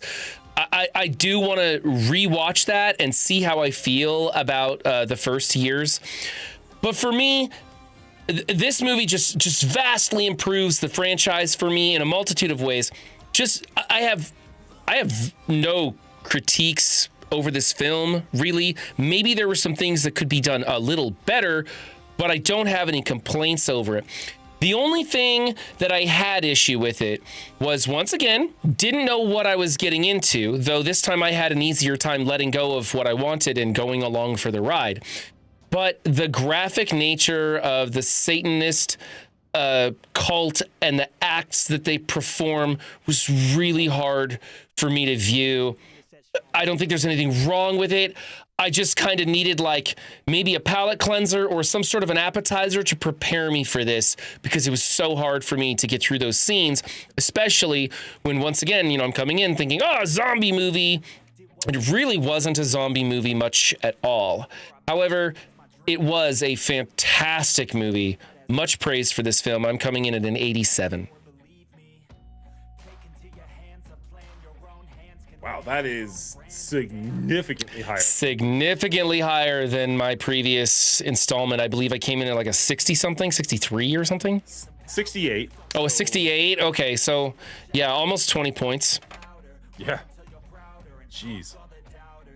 And like I said, you gotta watch that 28. I think that 68's gonna jump up into the mid 70s. That's how I feel right now. Right. Just knowing what that movie was doing and not understanding it when I first saw it.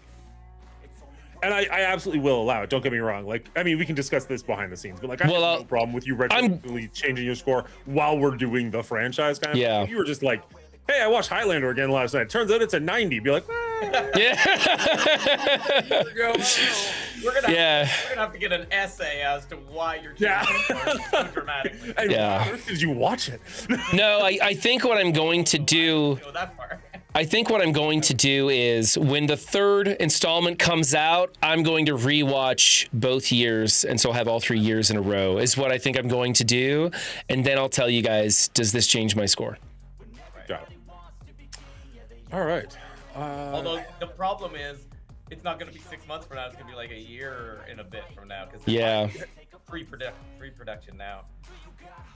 That's the problem. They made the two back to back, and it was amazing to get 6 months later. You get the next installment. Now we have to wait. It's going to be lame. Because this one amps you for the third. It really does. Ah, damn. It did good. So this beat out the OG for you, man. Yeah, so honestly, yeah, I think it did. Even though the OG was definitely a zombie genre, though it was a mold-breaking zombie genre, it was definitely a zombie genre that had so much to it, so many layers and so much depth. This was, like I said, this didn't feel like a zombie. This is a horror movie that was more about torture and Satanism than it was zombies. It just happened to have some zombies in it, and it feels like a setup for getting back more into the zombie or cure for a zombie kind of thing, and all those loose ends that we talked about. Yeah, I mean, that's your problem. They're infected. They're not zombies. Yeah. Which is also cool.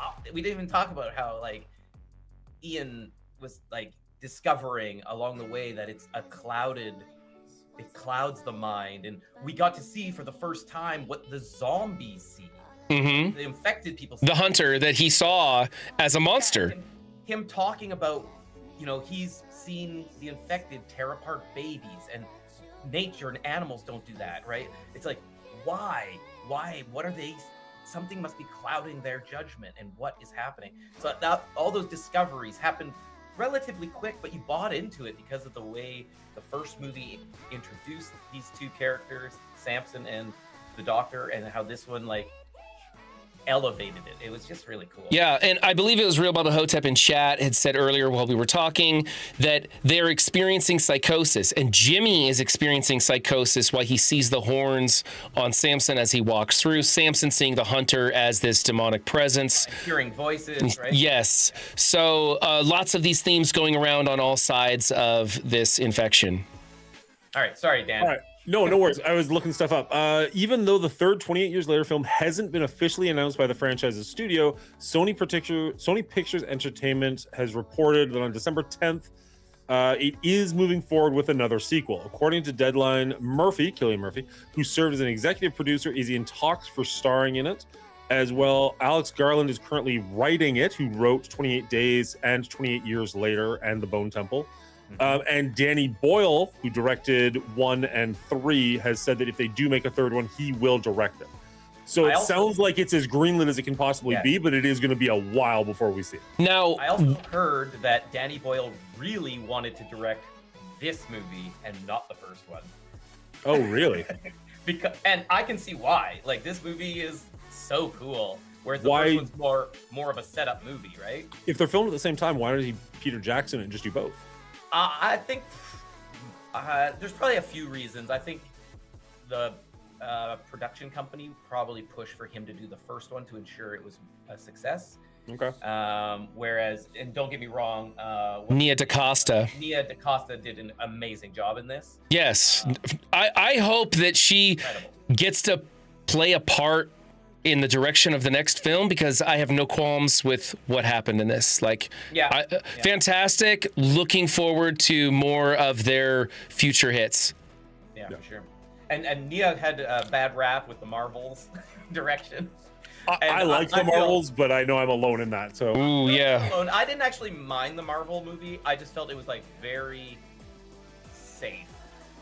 And yes. What I've heard from like interviews and different write-ups, Nia DaCosta said, "Yeah, Marvel didn't let me, pretty much tied my hands." Yes. Right. So, which a lot of makes sense. Marvel's a bit of a sticky wicket when it comes to directors and what they want to do. They're just not allowed any kind of freedom. We've heard that for a long time, and unless you're the Russos, I guess. I guess so. Yeah. Well, if you keep putting out movies like the Russos do, we'll give you a little bit more leeway. Exactly. All right. Anyway, sorry. We're so off topic now. Yeah. No worries. All right. So as I mentioned at the beginning of this episode, I was being somewhere between these two guys. As far as my enjoyment of this movie goes, I really liked 28 Days Later. I really liked 28 Years Later, because both of those movies introduced so many concepts that stuck with me for quite some time. And that's kind of been my issue with this movie. Now, I only saw it on Monday. It's only been a couple of days, so it's hard to say for sure. As much as I enjoyed watching this movie, as much as the acting was phenomenal, the cinematography was incredible, the characters were well played, I don't know that there's as much on this movie that makes me think about it afterwards. You know what I mean? Like, I kind of walked out of this film and went, that was good. What's for dinner? Whereas 28 Years Later, I walked out and was like hooked on it for days. I wanted to break down what everything meant. I wanted to look into what they were trying to get at with certain things. And I liked this movie a lot, but I didn't quite get that much out of it. And maybe that's on me. Maybe a second viewing will change that. I'm not 100% sure. I think this movie was incredible. I am super curious to see where the third one goes. I really want to see more of, unfortunately, we lost two of the really well-acted characters in Lord Jimmy and Dr. Ian. But if we get more Samson, if we get more Cillian Murphy, more Spike even, I'm going to be very excited for where this franchise goes. I'm definitely going to be there for the third movie. However, this one does score him just a little bit less than the first 28 Years Later at a 79. And honestly, that score changed a little bit even as we were talking tonight, because these guys were reminding me of some of the scenes. So again, a second viewing might really change the score. But right here, right now, I really liked it, but I stopped thinking about it the second I watched it. So I have to give it a score where I think is appropriate.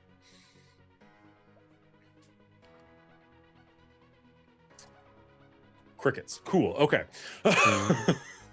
You're on mute. That's why it's crickets. You can't talk. I was bashing you the whole time. No. Yeah.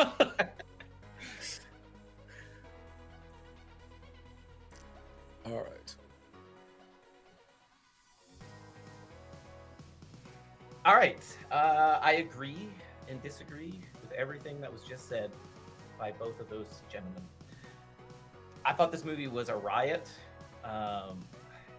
We didn't even really touch on the humor that was in this movie in the second half. I had laugh out loud moments. I was the only one laughing in the theater, but it was like legit funny. And it really lightened that darkness that we saw at the beginning of the movie. And I think that's what this movie is. And where I disagree maybe with Dan is that this is like a light versus dark movie. That's what it honed in on and grabbed and went forward with. And I kind of like the focus of that more than the openness and, the just disjointedness of the first movie, because it was setting up multiple threads. It kind of was a little jumping around. It was a coming of age story for Spike, and then he was on his own with his mother, and then You know, we meet the doctor, and so it kind of goes all over. Then we introduce the Jimmies, and so that open feeling kind of left me want a little bit. Whereas this one, I felt because of the focus on the light versus dark, the good versus evil, per se, humanity versus loss of humanity. That's really what this movie is about, and it hit on that for me, and it was well executed. Seeing both sides of that coin and them coming together at the end was just a spectacle, to say the least. That said, I do have a couple of gripes. I mentioned this movie doesn't stand up on its own as I like movies to do. This is very much a continuation of the first movie, which in retrospect makes me enjoy the first one a little bit more. But I do enjoy when movies stand on their own. And, you know, it's not Spike's story in this one, which is a good and bad thing. You know, without Spike, this movie doesn't happen. These stories don't collide in the way they do. But, you know, he did feel a little bit backseated, and I could have used a little bit more. I think the actor could handle more and could have given us a little bit more in this, and I would have been happy about that. That said, Ralph Fiennes, beautiful, amazing, couldn't get enough. And Lord Jimmy, love, because I hate him for all the right reasons. Overall, this is an 84 out of 100. I do believe it is a better movie than the first, in my opinion, because I enjoyed it. I enjoyed every second of it. It just doesn't happen all the time, but I was just like amped, and I'm amped for the third one. That's awesome. I'm super glad to hear that. You can sometimes come across relatively negatively, and I love that you were excited for this. Yeah, right. I'm very critical, I'd say. Yeah. Negative, yeah, for sure. Sometimes critical is a better way of wording it, but yes. When you say better than the first, do you mean the first 28 years? 28 years, yes. Okay. Again, because we're always in this trilogy talk. Sure. And that's what I assumed you meant, but I just wanted to. You know how we divided out freaking Jurassic Park and Jurassic World? I almost want to do this with this movie because it's the same world, but it's such a different. But we can't with Cillian Murphy coming in at the end.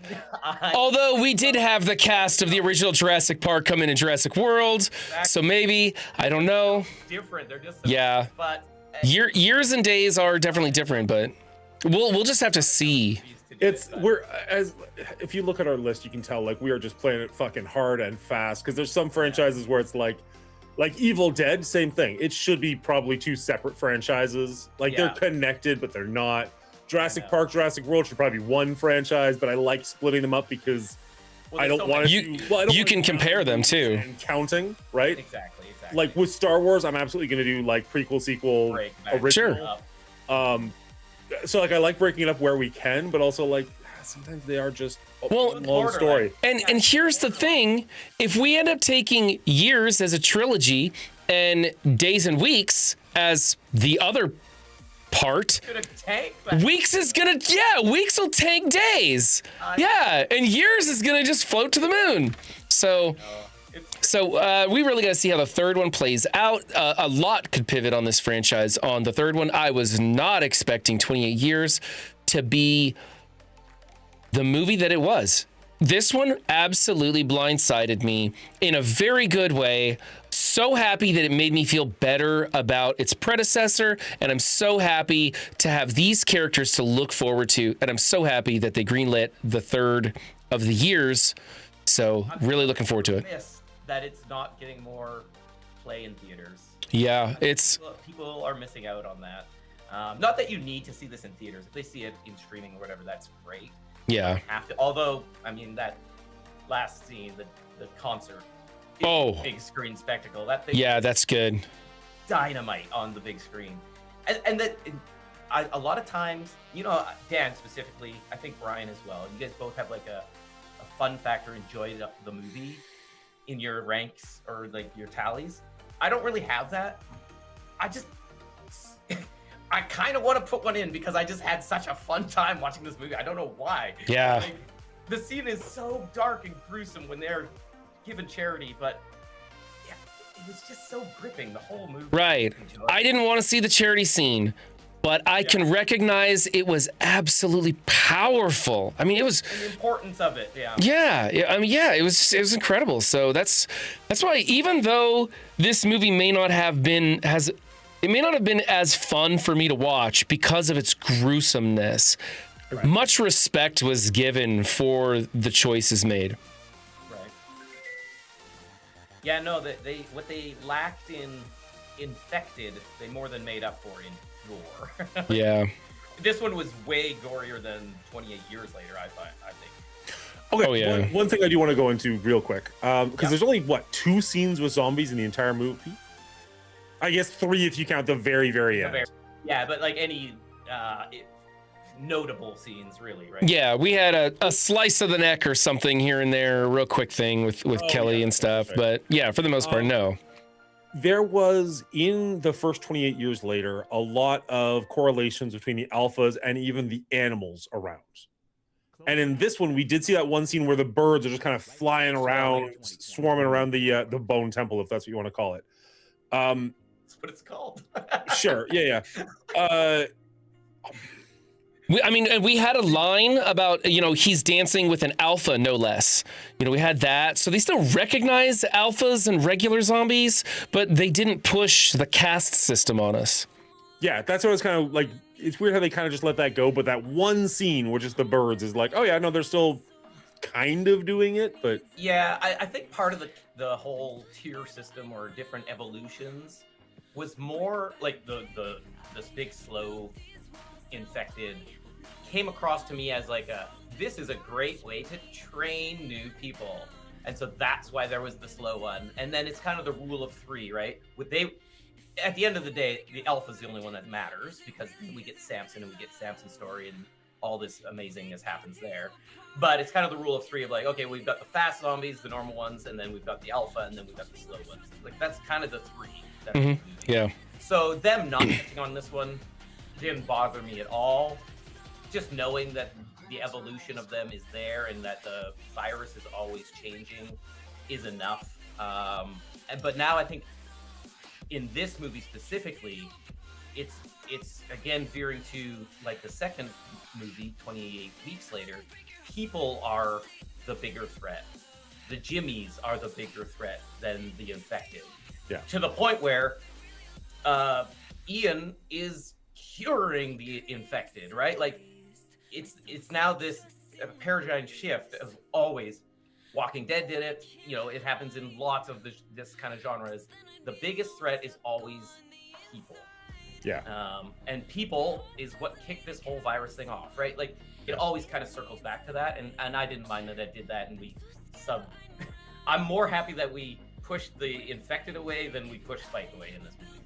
I will say I did like that. Like it was kind of a throwaway line, but something at one point. I think Jimmy says it to Kelson, where he's like, "You don't actually believe that this came from like test tubes in a lab or something, right?" Yeah. He's pushing religion so hard. He's like, "No, that's all nonsense. Like that's silly." I liked that. Oh, it's so good. It's so good. The way they set it up is so good. Like Jimmy believing they're demons and this is now hell on earth, and old Nick dancing with the demon is like so believable to these people. It's like, I saw it. Like this has to be Satan. It just, they lined it up really well. Agreed. All right, let's jump over to here. Is this bringing it up? I'm guessing it's going to come up a couple notches. Oh. Brian's score surprised me a little. Sorry. And with that, we see the... Wait, is it processing? Oh, yeah. Okay. And with that, we see the 28 later trilogy jumping a few spots into 3rd place at 75 points across the board. This was a raise for all 3 of us coming up on this one. And actually, the rating, the average on this movie coming in at 83, making it the 2nd highest in the franchise, just 1 point behind 28 Days Later. So yes, this absolutely jumped it up a couple places. Still not touching the Dollars Trilogy, still a few points behind that. The 3rd movie definitely has its work cut out for it. However, if Brian does go back and rewatch 28 years later and brings that score up. That was a pretty low score for him. That could jump. That was as well. So that was a tanking score on that for sure. I mean, still showcasing a good movie, just not a fantastic movie like I felt this was. This was. Think of this placement here. You know me, I'm a big fan of Aliens and Predators, so it's always sad to see some overtake some of my favorite franchises of all time. But it's warranted. This was just quality. There was so much great writing in this. And if there's one thing I have learned in critiquing these films with you guys, it's that writing accounts for so much in a movie. This movie had the chops. Yeah. What about you, Brian? I'm sorry, Brian. Dan. I think there are higher highs in both Predator and Alien than there are in 28 years. But being 7 or 8 movies long, there's a lot of really low. Yeah, a lot of duds. Yep. And so far in this franchise, we've only had 1 miss out of 4 movies, and the other 3 are damn near classics. So it's really hard to argue with that. I have no issues with where it is, to be perfectly honest. Yeah. But that being said, like there's a movie or 2 in Alien and a movie or 2 in Predator that I'd rather watch. But if we had to do the entire franchise over again, I'd watch 28 years. Yep, for sure. And that's the beauty of franchise again, right? Like we say it a lot. The more you get, the more chances of duds. And we're getting lucky with this one, I think, partly because it's the original writer director coming back, and you know, they've stood up well overall, I think. Yeah. Whether it's your genre of choice or not, at the end of the day. I mean, not being my thing, it can still be incredibly well written. Like the first 28 days later, it doesn't go too deep into the gore and the stuff that I don't like, and does go really deep into the interesting questions of like, what would you do in this world? How would you survive? Where would you go? Even in this movie, I'm asking you, like, you know, you're posed with this question of who are you going to fight? Who are you going to shoot? That's how I watch movies. And when movies give me a lot of choices like that, I really enjoy it. And this movie, while brilliant, just didn't give me a lot of those options. Like, what do you do in this situation? Because I wouldn't be in that situation. As lame as that sounds, I wouldn't join the Jimmies. I'd probably die fighting them. You know what I mean? Like I wouldn't be like, let's You're go the farmhand. Exactly. Which is why probably resonated to him, being like, all right, here's your chance. Who are you taking out? Exactly. I also thought you would appreciate the dialogue between the Lord Jimmy and the Dr. Ian. Like one of my favorite scenes. I immediately thought of you. I was like, oh, this is butter for Dan right now. I'm loving this. Yeah, for sure. All right, that is our rate. Sorry, I won't do the all right. That's our rating of 28 Years Later, The Bone Temple. But what's yours? Leave a comment down below. I'd love to hear what your score is. We record this live over at twitch.tv/The Mongoolie Show every Thursday night at 9 p.m. So if you want to head over there and hit the follow button, you can watch this live as we make it. Or if you enjoyed this video, just make sure you hit like and subscribe so that we see you in the next one.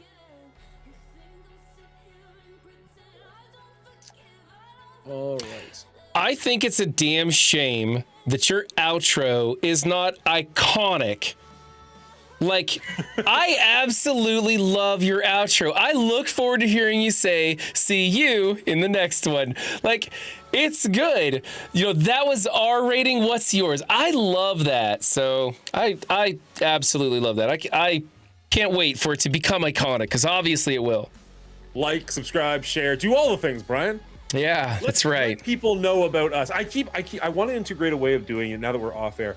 Obviously, I flubbed the intro where I was like, hey, we've got a poster at the end. Make sure you stick around for that. But I want to figure out a way to get that into the beginning of the episode so people know, like, oh, we should stick around and actually hear that. Right. And I also need to figure out a way to actually support. Just remind people that we do exist in podcast form as well. You can listen to us if, like, you're driving your car and you don't have YouTube Plus or whatnot. Check us out on Spotify. Check us out on Amazon Prime. I am putting out more episodes. I took a pretty significant break there for a while, and I do apologize for that. But I had a couple episodes come out this week. So we've got, I think we're up to the end of the Alien franchise now. We're just about to start into, gosh, what was after that? I think, it might be Home Alone after that. But I'm working on getting those out at a more regular pace. I do want to get to the point where I'm caught up, because the last, like, 2-3 months or so, as I'm recording this, I'm just like editing the podcast version as well. So I'm gonna hit a point where I'm like, oh, I don't need to edit anymore. They're all there. Now I just need to upload them. Right. So I'm just trying to get to that point. So like on Mondays, well, Thursdays we record this, and then on Mondays it's live YouTube and everywhere you can find a podcast. But I do want to remind people about that during the episode, and just like, hey, you know, a follow, a rating, like anything you can do to help get people to find us would be amazing. Because I think the people who like us, sorry, that was gonna sound stupid. The people who like us. It's just a matter of we're not hitting new people. Yeah, Yeah. more out. Yeah.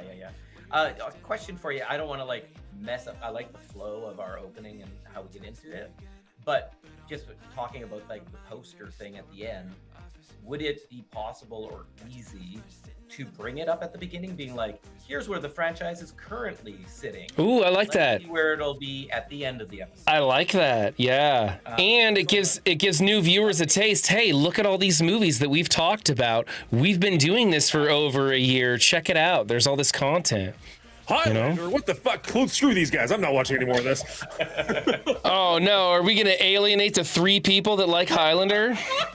Hey, Bubba Hotep's licensed. He's still here, so yeah, that's true. Them too hard. Amazing. That's Anyway, a good idea. That's a good idea. yeah. I will think on that. Think about it. Yeah, I just don't know how easy that is to do. So.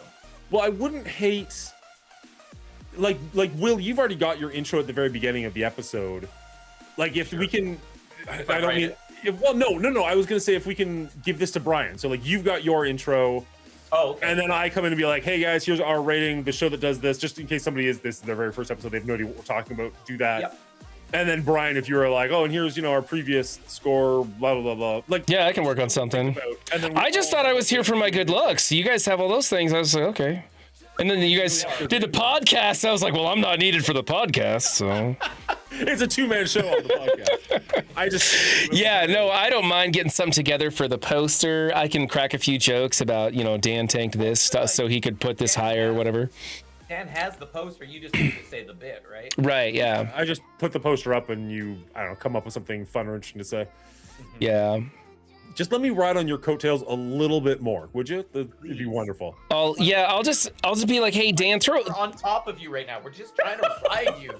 throw up our poster so we can find out, you know, where do you guys think? I don't know. I'll have to think about it, but I'll come up with a little something. I always feel like I'm not doing enough for this group because there's so much going on. And Dan, you've been working so hard to push this thing and carry it to places where I didn't even realize it would go. I mean, for us to have been here for over a year doing this, and it's still the stream I look forward to the most in my week. I agree. It's easy to say like, oh yeah, we've been doing this for a year, but like realistically, like look how many podcasts die after 3 episodes. Oh like, yeah, we've kept this going as long as we have. I'm right. Like it's easy for me to get into my own head and be like, well, you know, the numbers are kind of where they're still at. Like they're not really growing all that hard. The numbers are still where they're at, though. People are still coming in watching. Like the people who are enjoying it. I got a fucking Patreon payout. We're doing great. I'm happy about that. So one's all it takes to make me happy.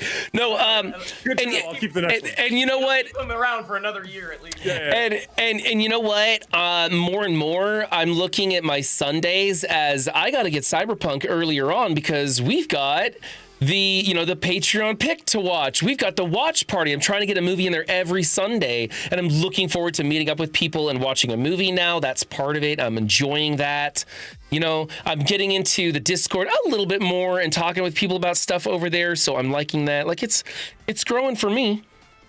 There have been a couple of times where I've been like, I kind of want to watch this movie. I don't really want to watch it by myself. Do I put it on the Patreon? Like, do I just like? Yeah, it's like this chair I spend way too much time in already, so like another 2.5 hours as opposed to sitting on a couch is kind of like but watching a movie by myself versus watching a movie potentially with other people, maybe it's worth sitting in the chair for a little bit. I'm thinking about getting like a nice pillow or something to set on my desk because I'm always sitting back here and kicking my feet up on the desk when I watch, and after 2 hours or 3 hours on some of those movies we were doing, my legs are getting a little sore, so I gotta come up with something. All that to say, chat, if you haven't jumped in the Discord, if you aren't on the Patreon, get in there because the movie watching is great. Yeah. It's super fun doing these group movie sessions. Yeah. You And- won't be disappointed. Reminder again, this week we are doing Shutter Island. Shutter Island. Thank you. Shutter Island, a great film. Looking forward to this. Okay, so you've obviously seen it. Will, have you seen Shutter Island? I saw Shutter Island in theaters when it was released. I have not seen it since, so I'm looking forward to the brush up on the movie. Same. I didn't see it in theaters, but I saw it like as soon as it came out for rent, and I have not watched it since. So I am very curious to go back to this one. This is one I've actually wanted to go back to for quite some time. I don't remember loving it when it first came out, but everybody talks so highly about it. I'm like, maybe I missed something. Maybe I like Leonardo DiCaprio is incredible. Like I am legit looking forward to going back to this one. I'm kind of sad. Like Miss Hillary was talking about doing the Basketball Diaries, and I'm kind of disappointed I wasn't able to find a copy of it. Shy of spending $20 on Amazon or something, which maybe I'll do for next month if she's still around. So I've been a Leo fan since Eating Grapes. Gilbert Grape was. I was like, wow, this kid's good. And then it was also interesting to watch him still be a kid or look like a kid on screen for almost 20 years. And finally, this last decade, I'm like, oh, okay, now he's starting to finally look like a man and an old man, you know? Put him in a beard. Yeah. I started watching One Battle After Another, and I ended up stopping because it just really was not what I thought it was going to be. And I was like, oh, okay, I might save this and wait and hear some other people before I spend 2 hours on this one. But I would like to see where that one goes. it wasn't my favorite movie. Yeah. It's getting a lot of buzz as being like the number one favorite for Oscar winning, and I'm just like, really? It's super artsy. I get it, but it's yeah for me. I don't know. Anyways, yeah, it was a little. Yeah, well, whatever. Save that for other time. I have thought about that, Mr. Hotep. He's saying we should play more Pictionary and like games and do that for the Patreon. I would love to make Patreon content. I don't have time. Yeah. Basically, what it comes down to is it is relatively hard enough getting the three of us together, let alone making sure we watch a movie ahead of time, let alone editing the podcast after the fact, let alone the other stuff that I want to do, both online and off. I love the idea. I don't know how to fit it into my week currently. Yeah, the movie watch party isn't quite so bad because we're watching either something that we have to watch anyways, or something we wanted to watch anyways. In my case, I throw up some stuff. Don't watch Flight Risk, but we see things in there, and so it's not taking up too much of my time. In fact, anytime I sit down and go, I have enough time to watch this whole thing, I'm like, I should go watch it in the watch party room. Usually the problem is that I just thought of it that moment, and I'm like, no one's going to be there because no one knows I'm going to do this. So that's kind of hard for me. So now I'm trying to make Sunday a dedicated movie watch day. The more people that join the Patreon Discord, the more people might be available to jump in with you. That's true. And we don't always have to be the one hosting a film. Somebody like Hillary, who has access to the channel, could put up a film randomly. So I would love to see movies playing all the time in there. That would be great. Yeah. Sorry. Yeah. Going back a second to never mind. Doesn't matter. Yeah. No, I would love to see a bit more activity on Discord, and not because the Discord's free. Anybody can join the R rating Discord. So it's not like, oh, join our Patreon, blah, blah, blah. Like, literally, I just love to see more people in there, like more conversations going, hey, I just watched this movie. What do you guys think? We can start X amount of those conversations, but if nobody engages, then nobody engages, right? Like, Yeah. I didn't get enough googly eyes when I put my picture of the Bone Temple up. So I'm like, that doesn't inspire me to put more pictures of myself up. Well, I gotta tell you, Clean, I actually showed a lot of people that picture. I went, here's one of the guys I do a podcast with. Check him out. He's going to see the Bone Temple. Like, I showed that to like 12 people because I like that picture so much. I don't know why. And everybody looked at me like, who's that guy? Like, what's going on? Yeah. But I was excited for that photo. All right, I actually have to pee, and I just realized it's 9:30, and my kids haven't been put to bed yet because my wife went to bed early. So I got to bounce, guys. I'm out of here. No worries. Right. Thank you, gentlemen. Another wonderful night. Wish I could stay later, but I got to go. See you Sunday, actually. For Sunday, yes. I'll be getting Cyberpunk stream going early, and we'll jump into that movie. What time do you want to start that? 8 my time, 7 yours. 8 Eastern, 7 time. Okay, that's perfect for me. I can make that happen. My time. If you're in the R rating thing, I'm gonna should change for time zones. I'm gonna remember that it's 7 my time. There we go. We'll keep it there for 7 Central. All right, bye guys. Bye chat. Cheers. Have a good one. Okay, and since I'm actually still streaming, I need to raid out. I'll probably just send you guys back over to Dan if you're still here, so don't worry about that. And then I'm gonna get out of here because I'm about to wet my pants. Ooh, Tony Scangili's on right now? Oh man, well, he's playing Rivals though. I'm gonna send you back over to Monguli, but if you get a chance, Tony Scangili was doing a podcast for a little while ago, and he was doing it with Goofy Rexy, and they were talking about movies and TV and stuff, and it was a really good podcast there. Unfortunately, they didn't make it a year like we did. Just saying. All right, bye everybody. I'll catch you soon. I don't know when I'm going to be streaming next. Today's Thursday, so it'll be Sunday for sure. Hopefully I'll get some time on Saturday. Bye everybody.